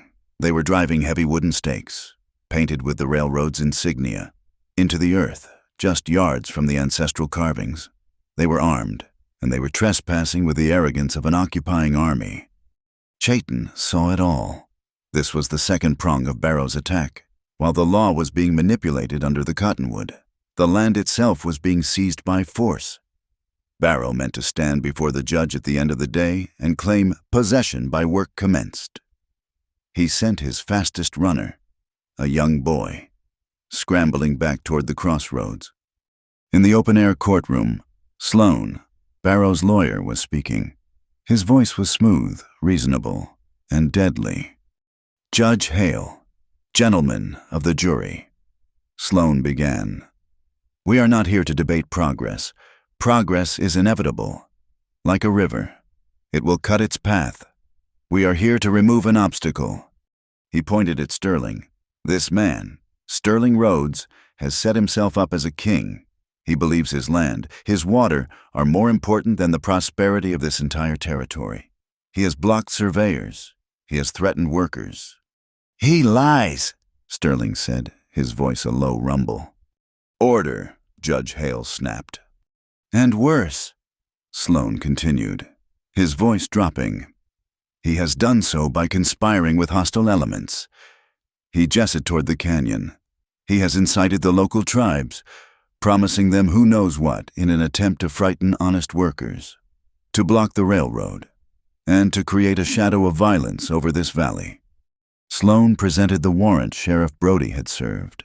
He was investigated for this very conspiracy. He presents himself as a victim, but the evidence shows he is an agitator. He presented clean, official-looking deeds, stamped and sealed, granting Barrow's company exploratory rights. The jury members nodded. They looked afraid. They looked convinced. Just as Sloan was reaching his conclusion, Chayton's runner burst through the small crowd. He ran to Sterling, gasping for breath, his words a desperate whisper. "They are in the canyon, driving stakes, by the Great Wall. They have rifles." Sterling stood up, his chair scraping the dust. "Judge, this entire hearing is a fraud." Sloan smiled. "Your Honor, an outburst. Clearly, the man is unhinged." "He is unhinged because he is being robbed in broad daylight." Sterling's voice boomed across the clearing.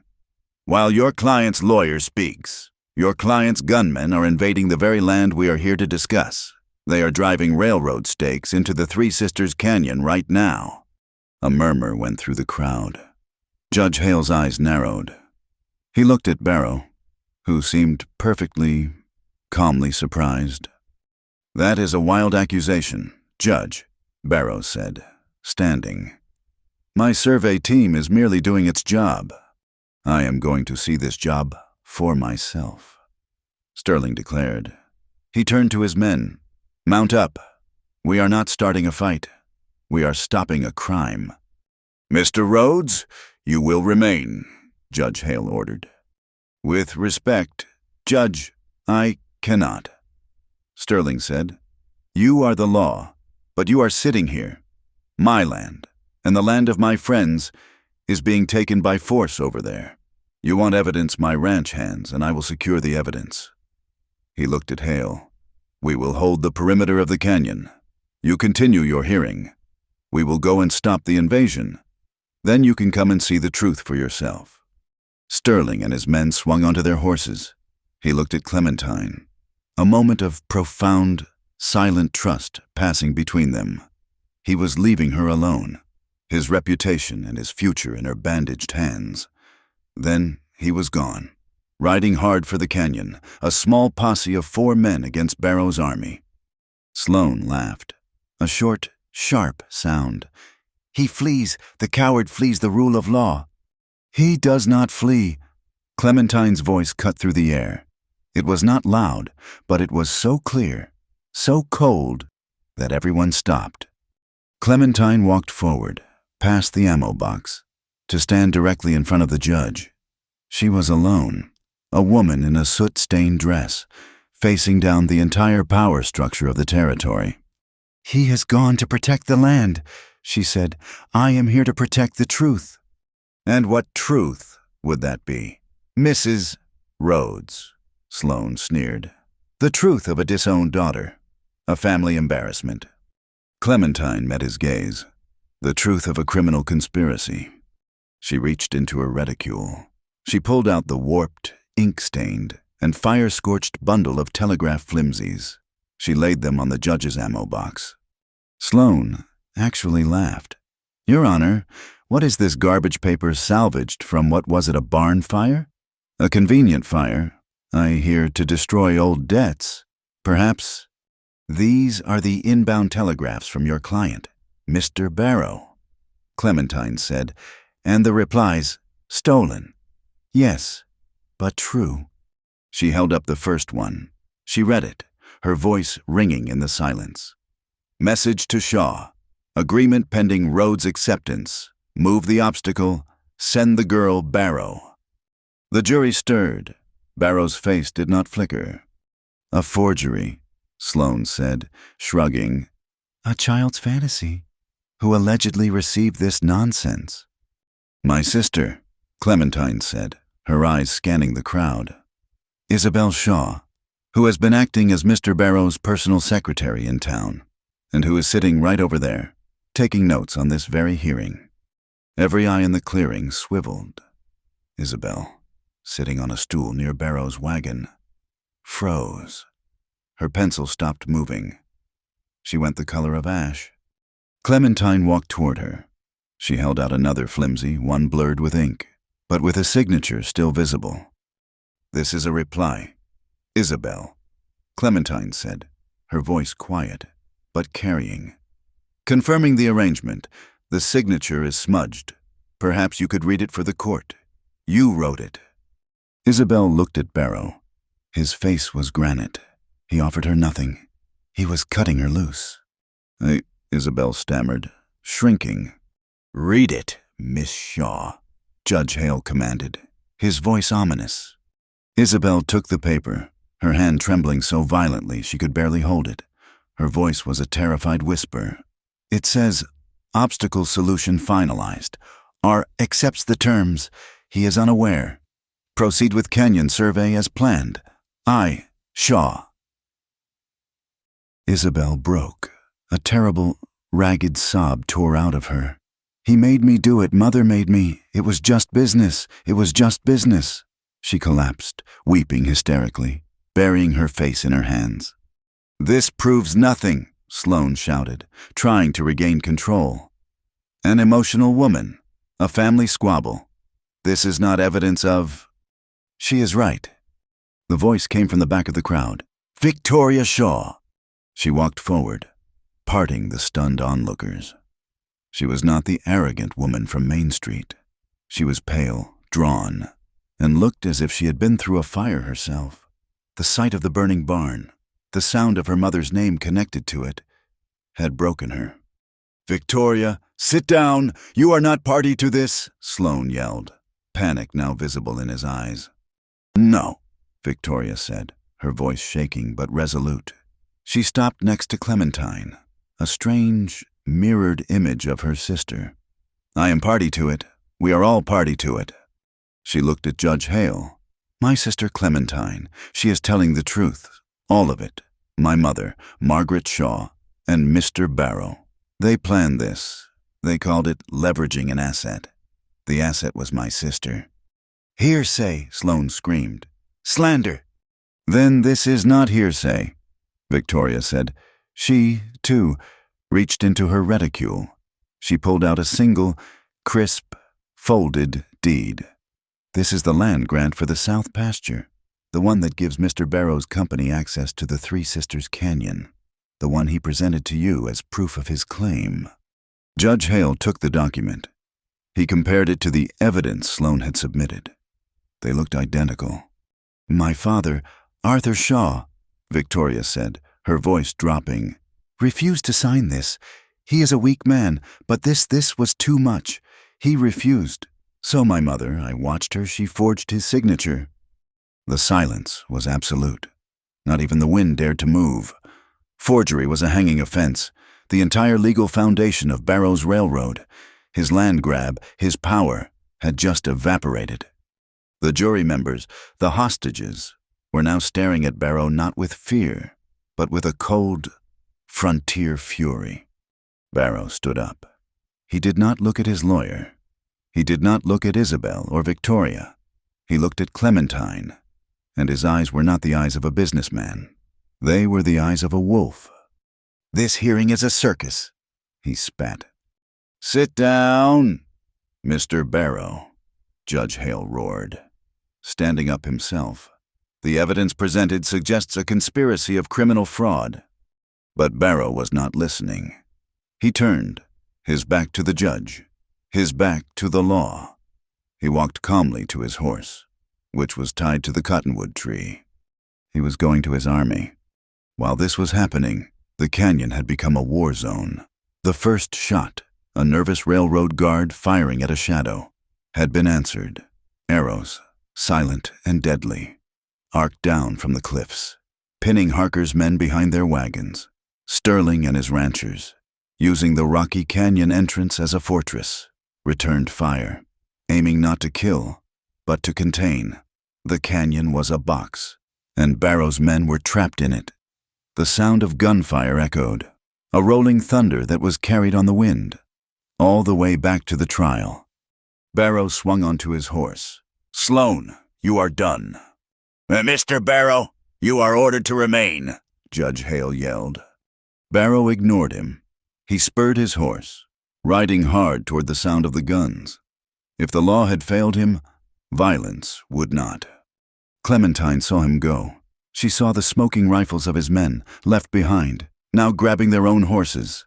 She looked at Victoria, who was shaking, her act of bravery having cost her everything. "The fight is not over," Clementine said. She ran to her own mare, her bandaged hands grabbing the reins. "Clementine, what are you doing?" Victoria cried, horrified. "He is running to his guns. Sterling is down there." Clementine rode, following Barrow, and behind her, the entire courtroom, the judge, the jury, the townsfolk, and her own broken sisters followed. A strange, dusty procession, leaving the dead tree of law to ride into the living chaos of the canyon. The procession from the cottonwood tree was a grim parade. Barrow, his face a mask of cold fury, rode in the lead, his horse kicking up clods of alkaline dust. He was not retreating. He was advancing to his other army. Clementine rode right behind him, her bandaged hands aching, her focus absolute. Behind her, the legal system itself had come unmoored. Judge Hale, his face like thunder, rode alongside the stunned jury members, the very ranchers whose fates had just been decided.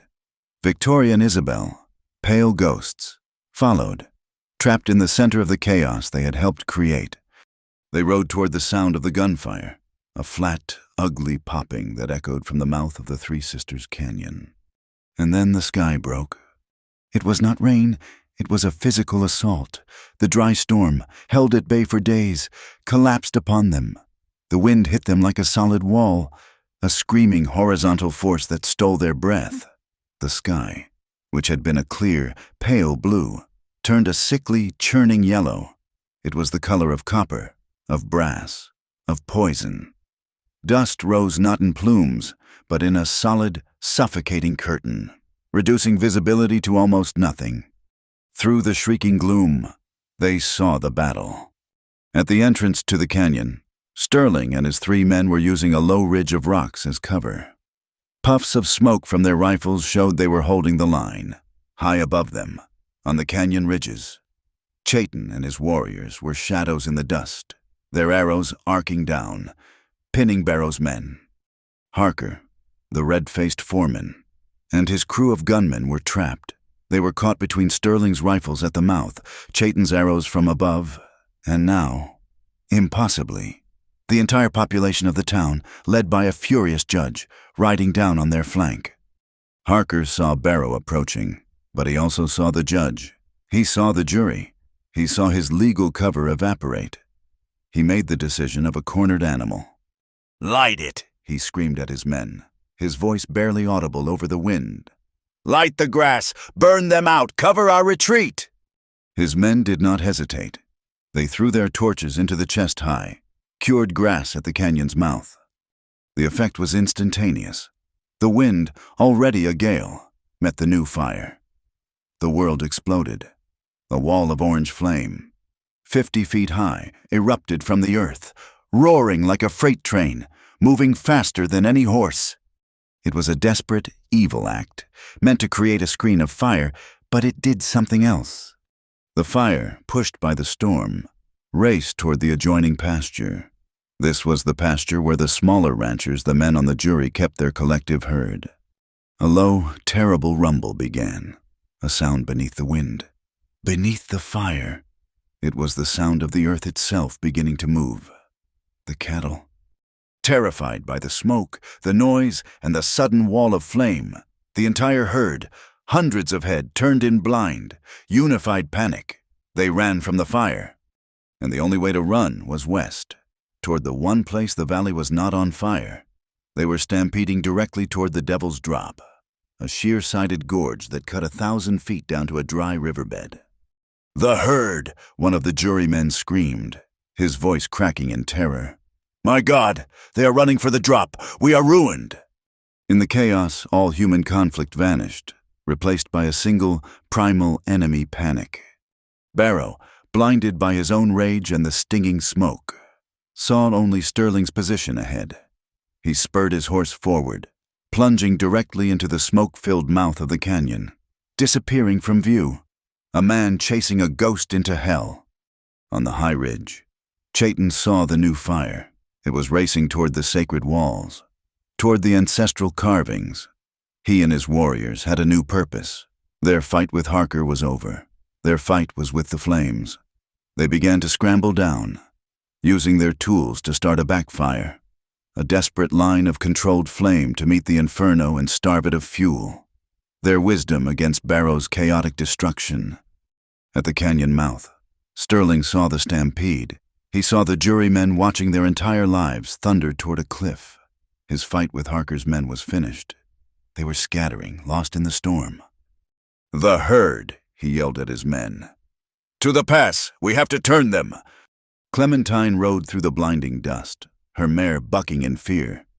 She found Sterling's side, emerging like a phantom. Her bandaged hands were locked on the reins. He looked at her, his face black with soot. There was no time for a plan. He pointed to a thin, barely visible break in the cliff line to their left, a narrow game trail. It was their only chance. "We have to push them to the high trail," he bellowed over the storm. "Ride with me." He did not ask if she could. He knew she would. He spurred his gelding. She spurred her mare. They rode side by side, galloping straight at the head of the stampede.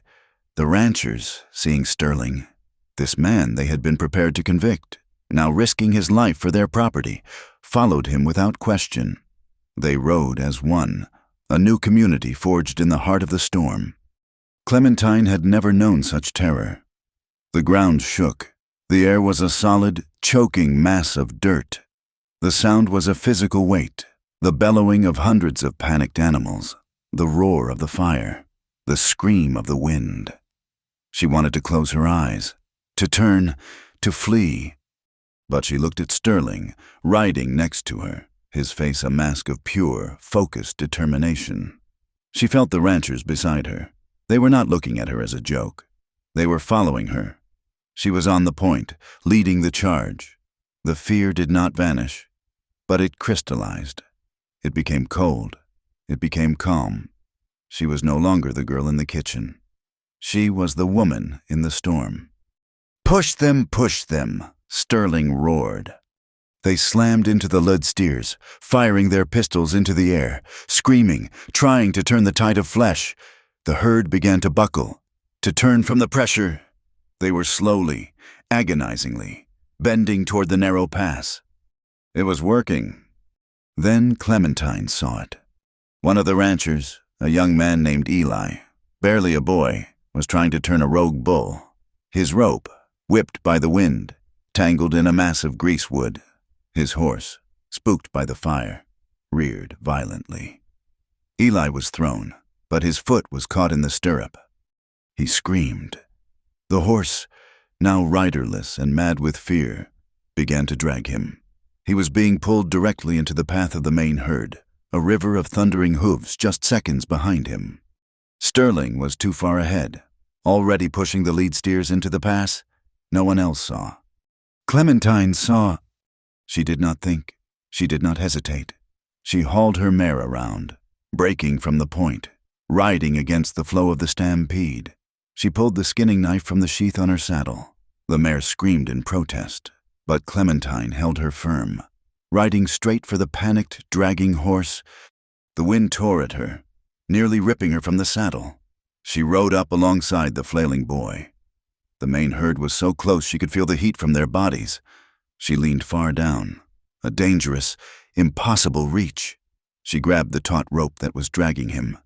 She slashed. The blade bit deep. The rope snapped. The boy fell free. Clementine reined in her mare so hard the horse nearly fell. She grabbed the front of the boy's shirt with her bandaged hand, ignoring the flare of pain. She hauled him up, his body a dead weight, slinging him across the front of her saddle. "Hold on," she screamed. She turned the mare and spurred her up the rocky embankment, climbing, scrambling, just as the last of the thundering herd passed by the spot where the boy had been. At the top of the pass, the stampede was broken.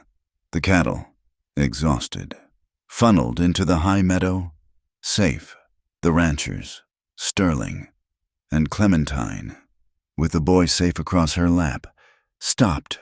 They were covered in mud, soot, and sweat. They were gasping for air. Eli's father, one of the jurymen, just stared at Clementine, his mouth open, tears streaming through the dirt on his face. He said nothing. He did not have to. And then, as if a great hand had been lifted, the wind died. The dust began to settle. A single drop of rain hit Clementine's hand, then another.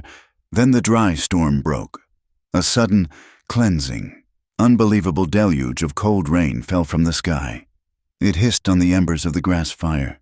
It turned the choking dust to dark, clean mud. It washed the soot from their faces. Judge Hale, Victoria, and the rest of the townsfolk rode up the pass. They, too, were soaked, their trial forgotten. Chayton appeared, walking. His backfire had worked. It had met Harker's inferno, and both had died, leaving the sacred walls of the canyon untouched, gleaming black in the rain. The air was clean. The valley was silent. The judge looked around, his face grim. "Where is Barrow?" he asked. Chayton pointed into the mouth of the canyon, now a dark, smoking, rain-soaked pit. He chose his own path. The storm was his guide. Sterling rode his horse to the new edge of the canyon, where the fire had burned away the brush. He looked down. Far below, at the bottom of a deep, rocky ravine, lay the wreckage of a horse and a man, Barrow, in his blind rage, blinded by the smoke, the dust, and his own fury. He had not seen the trail. He had ridden straight into the chaos he had created. No one had fired a shot. No one had laid a hand on him. The land itself, the wild, honest, and terrible land he had tried to tame and sell, had delivered the final, non-negotiable verdict. Sterling looked at Clementine, who was helping the boy down. Their eyes met across the rain-washed air. The war was over. The rain fell. It was a cleansing, steady, quiet rain, washing the world clean. It drummed on the hard-packed earth, hissed on the smoking, black scar of the grass fire, and ran in muddy rivers down the sides of the Three Sisters Canyon. The air, which moments before had been a choking, unbreathable soup of dust and ash, now smelled of wet stone, ozone, and clean, cold water. The battle was over. The stampede was broken. The fire was dead. The entire population of the makeshift courtroom stood on the high pass, soaked to the bone, their divisions erased by the shared, visceral terror of the last hour. They looked down into the canyon where Barrow's body lay, a small, broken thing, reclaimed by the land he had tried to conquer. Judge Hale, his hat dripping, his face a mask of grim finality, was the first to speak. He did not need his ammo box or his riding crop. The valley was his courtroom. "This," he said, his voice a low boom in the new silence, "is the verdict." He turned to Barrow's men, Harker and the others, who stood disarmed, surrounded by the ranchers who had been their jury. "You are under arrest for attempted murder, arson, and conspiracy to defraud this territory." He then looked at Sloan, the lawyer, who was trying to straighten his soaked, muddy suit. "And you, sir, are disbarred. Your client's claims," he gestured to the ravine, "are dismissed with extreme prejudice. Get out of my sight." Finally, he looked at Victoria and Isabel. They were huddled near the carriage, two drowned birds. Isabel was shivering violently, her teeth chattering.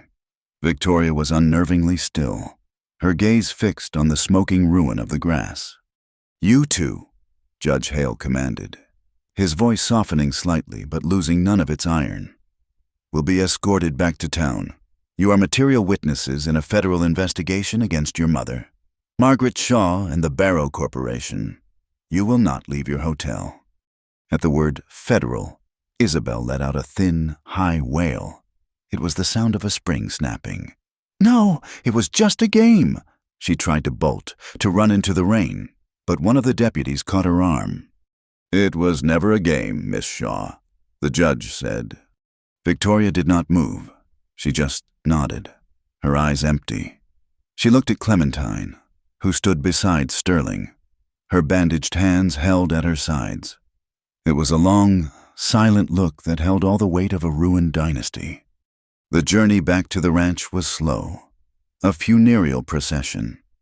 Sterling and Clementine rode in silence. They passed the smoking skeleton of his barn. The rain had doused the last embers, leaving only a black, jagged silhouette against the clean gray sky. The sight of it was a physical ache. The heart of the ranch had been burned out. In town, the fragile new community parted ways. The judge took his prisoners to the jail. Isabel and Victoria were placed under guard in the hotel. The ranchers, the men of the jury, surrounded Sterling and Clementine. Eli's father, the man whose son Clementine had pulled from the path of the stampede, stepped forward. He was a plain man, his face carved with lines of work and worry. He tried to speak, but no words came.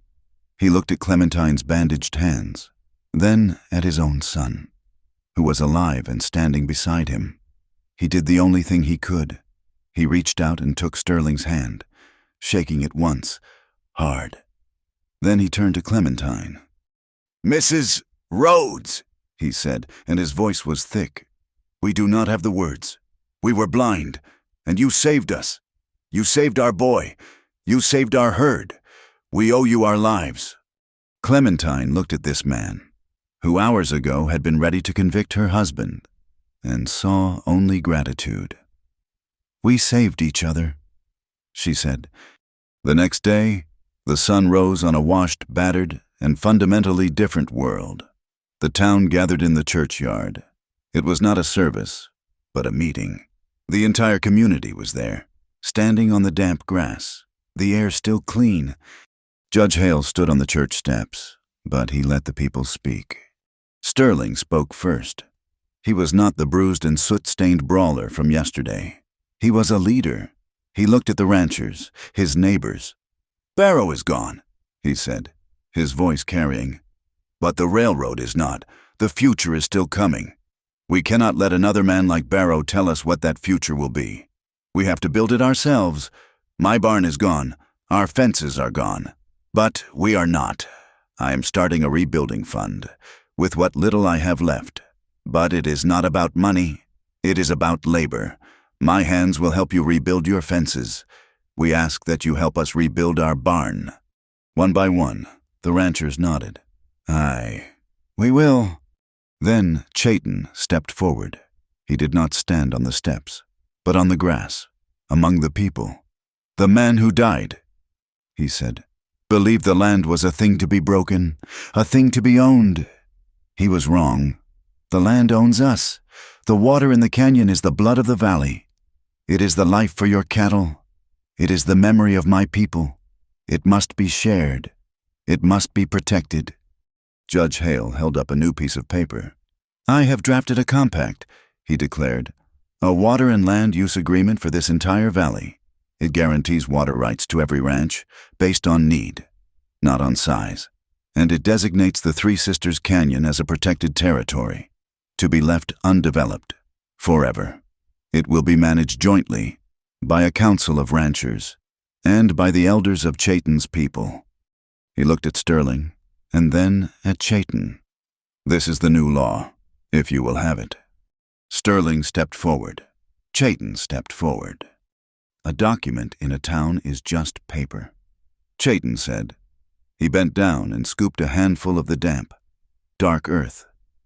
He pressed his hand to the bottom of the document, leaving a perfect, muddy print. Sterling looked at him, and a slow smile spread across his face. He bent down, scooped his own handful of earth, and placed his handprint beside Chayton's. One by one, Eli's father, and then every rancher in the valley, stepped forward to put their mark on the paper. It was not a legal signing. It was a promise, sealed with the very land they had almost lost. Clementine watched, her heart full. This was the true West, not the one of railroads and speculators, but this shared, painful, and honest compact. She walked to Judge Hale and held out the warped, ink-stained stack of flimsies. "This is the rest of the evidence. Judge," she said, "I do not want it. It belongs to the community now, for the investigation." He took it. "It will be enough. Mrs. Rhodes, I promise you, it will be enough." She had one last duty. She walked to the hotel, her stomach tight. She had to face her family. A deputy stood outside the door. "The younger one, Miss Isabel, she is gone," the deputy said, his face red with embarrassment. "Slipped out before dawn.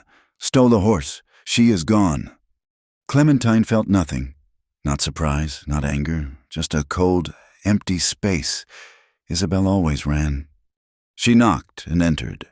Victoria was sitting by the window, fully dressed, her bags packed, though she had nowhere to go. She looked up. "She is gone, then," Victoria said. It was not a question. "She always runs from the consequences." "What will you do?" Clementine asked. "The telegraph line is working again," Victoria said, her voice flat. "The news is everywhere. Mother has been arrested. At the house. They are bringing her here to stand trial." She looked at her hands. "I will stay. I will care for grandmother. It is the only thing left. Father, he is just sitting. He has not spoken." The familiar ache of duty pulled at Clementine.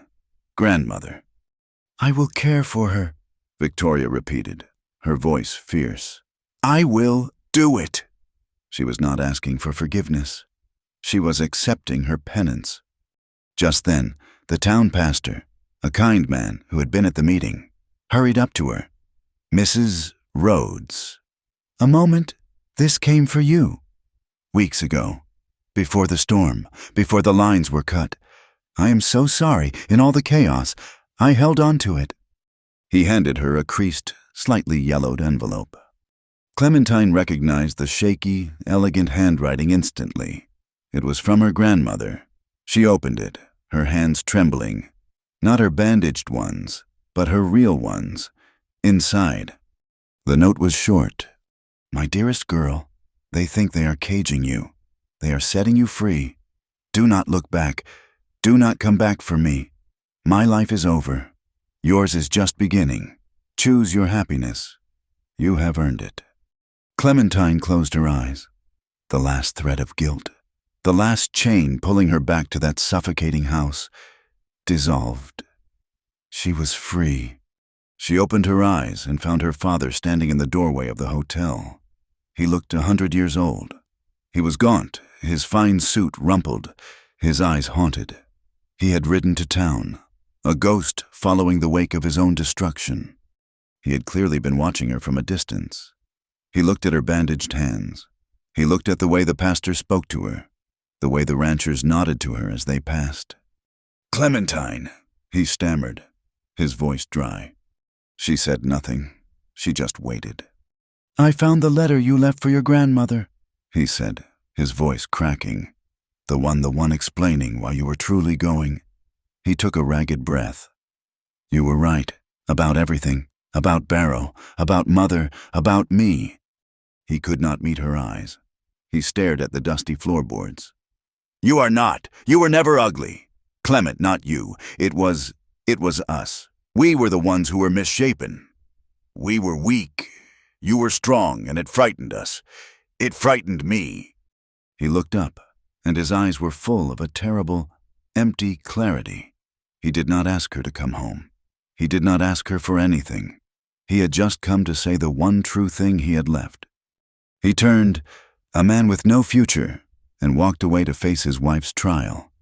That evening, Clementine rode back to the ranch. The air was cool and sweet. The sky was a deep, velvet blue. The land was at peace. She found Sterling on the porch. He was not working. He was just sitting on the top step, waiting. The smoking ruin of the barn was a dark shape in the twilight. But the house, their house, was solid, its windows glowing with warm lamplight. She sat down beside him. They did not speak for a long time. They just listened to the sound of the crickets and the quiet drip of water from the eaves. "It is done," she said. "It is done," he replied. He looked out at the black scar on the land. "The grass will grow back. Come spring, you will hardly know there was a fire." "But you will know," she said, her voice soft. "The scars will still be there, under the green." "Yes," he said. He turned and looked at her. "We will remember." He reached out and, very gently, touched his fingers to her bandaged hand. He did not ask. He did not demand. He simply stated the truth that had been forged in the fire. "You are staying." Cletus felt the warmth of his touch, a solid, grounding presence in the cooling night. She looked at the scarred, honest oak of the porch beneath her feet, and then at his face. "I am staying," she said. "I am home." 3 weeks. That was how long it had been since the storm. 3 weeks since the fire, the trial, and the rain. The air on the Rhodes Ranch had changed. It no longer tasted of ash and fear. It tasted of fresh sawn pine and damp, turned earth. The black skeletal ruin of the barn was still there, a dark memory against the sky. But it was no longer the focus. Beside it, a new, larger frame was rising, the color of clean, yellow timber. The silence of the ranch had been replaced, the sharp, rhythmic reports of hammers, the rasp of long saws, the low calls of men working together. These were the new sounds. The ranchers, the men who had been Sterling's jury, had kept their word. They rode over every morning, their own ranches healing, and put their labor into his. Eli, the boy Clementine had saved, worked the hardest of all, hauling water and stacking new lumber. This was not a barn raising. It was the construction of a new covenant. The wedding took place on a bright, cold Tuesday. It was not a grand affair. There was no polished carriage from the east, no string quartet, no veiled bride. Judge Hale, his circuit delayed by the trials of Margaret Shaw and Barrow's men, agreed to officiate. He stood on the porch of the ranch house, his law book in his hand. The guests gathered on the wide lawn. Still damp from the rains, they were the men and women of the valley. Eli's father stood in the front row, his hat in his hands. The ranchers and their wives, who had once whispered about the Plain sister, now stood as proud witnesses. They were not neighbors. They were family, forged in fire. Chayton was there. He did not stand at the edge of the crowd. He stood near Sterling, a silent pillar of support. With him were several elders from his tribe, their faces impassive, their presence a profound statement of union. They had come to honor the man who had kept the canyon sacred. A few children, the sons and daughters of the ranchers, held messy handfuls of late autumn wildflowers, the tough, bright purple and yellow survivors of the high plains. Inside the house, Clementine prepared. She did not wear a white silk gown. She wore a simple dress of deep blue wool, purchased from the general store and sewn with her own steady hands. Her hair was not adorned with jewels, but was simply braided and coiled. Her hands, the bandages finally removed, were healed. The skin was still new, a faint, angry pink across her palms, a permanent reminder of the heat she had walked through. She looked at the scarred, honest oak table. She had taken the cracked earthenware jug, the one belonging to Sterling's mother, and filled it with the same wildflowers the children held, bright splashes of life against the dark pottery. It was the first time the jug had held anything but dry air. And laid across the center of the table, she had placed a strip of clean, white cloth. It was a piece of her old petticoat, the one she had torn to bandage a stray dog. It was washed clean of the old dirt, but the rip was still there. It was her declaration, her history, and her dowry, all in one. Sterling stood on the porch, waiting. He wore his best dark pants and a clean shirt. His boots were polished, but they were the same scuffed boots he always wore. He was not a different man. He was the same man, but no longer alone. He watched the crowd, his people. He watched Chayton, his friend. Then Clementine came out. She walked out of the house, alone, and stood beside him on the porch. She did not look at the crowd. She looked at him.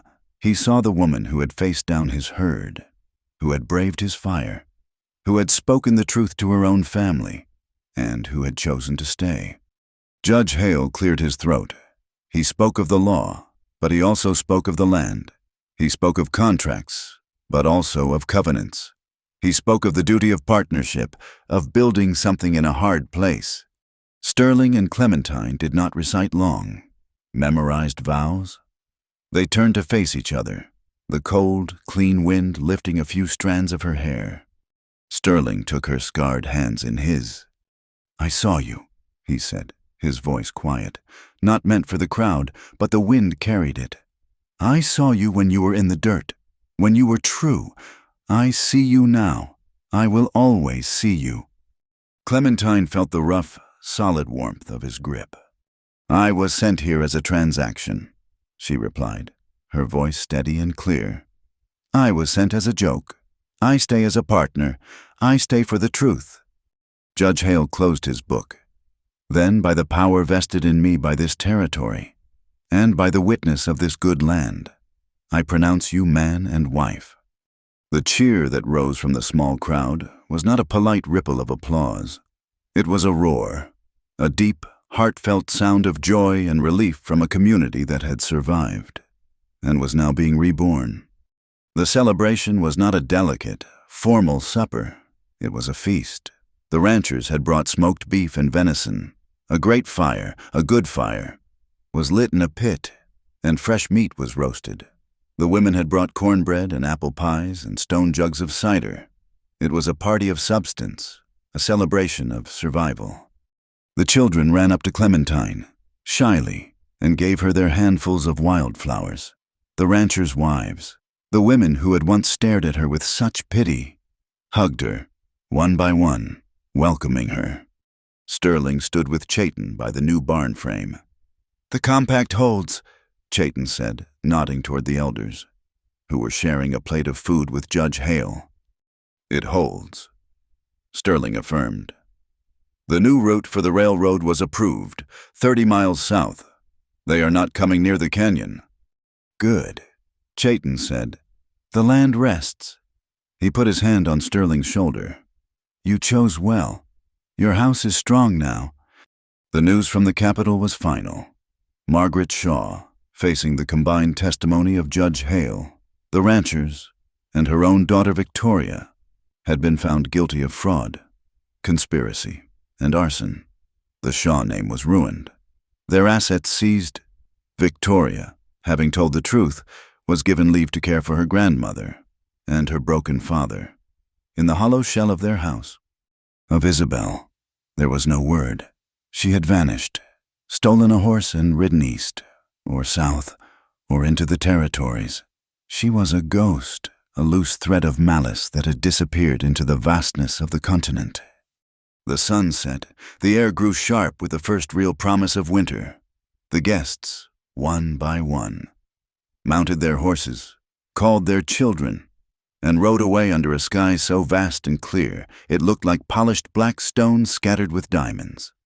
The sound of their hoofbeats faded, replaced by the chirping of crickets and the low sigh of the wind through the newly cut pine of the barn. The ranch was quiet. Sterling and Clementine stood on the porch, alone. The house was warm behind them, the lamp glowing in the window. They looked out at the dark shape of the land, the silver line of the creek, and the stars. Clementine shivered, pulling her shawl tighter. The night air was cold. Sterling said nothing. He simply turned, took off the heavy canvas ranch coat that was hanging by the door, and draped it over her shoulders. The coat was heavy, and it smelled of him, of leather and wood smoke, and the clean scent of the wind.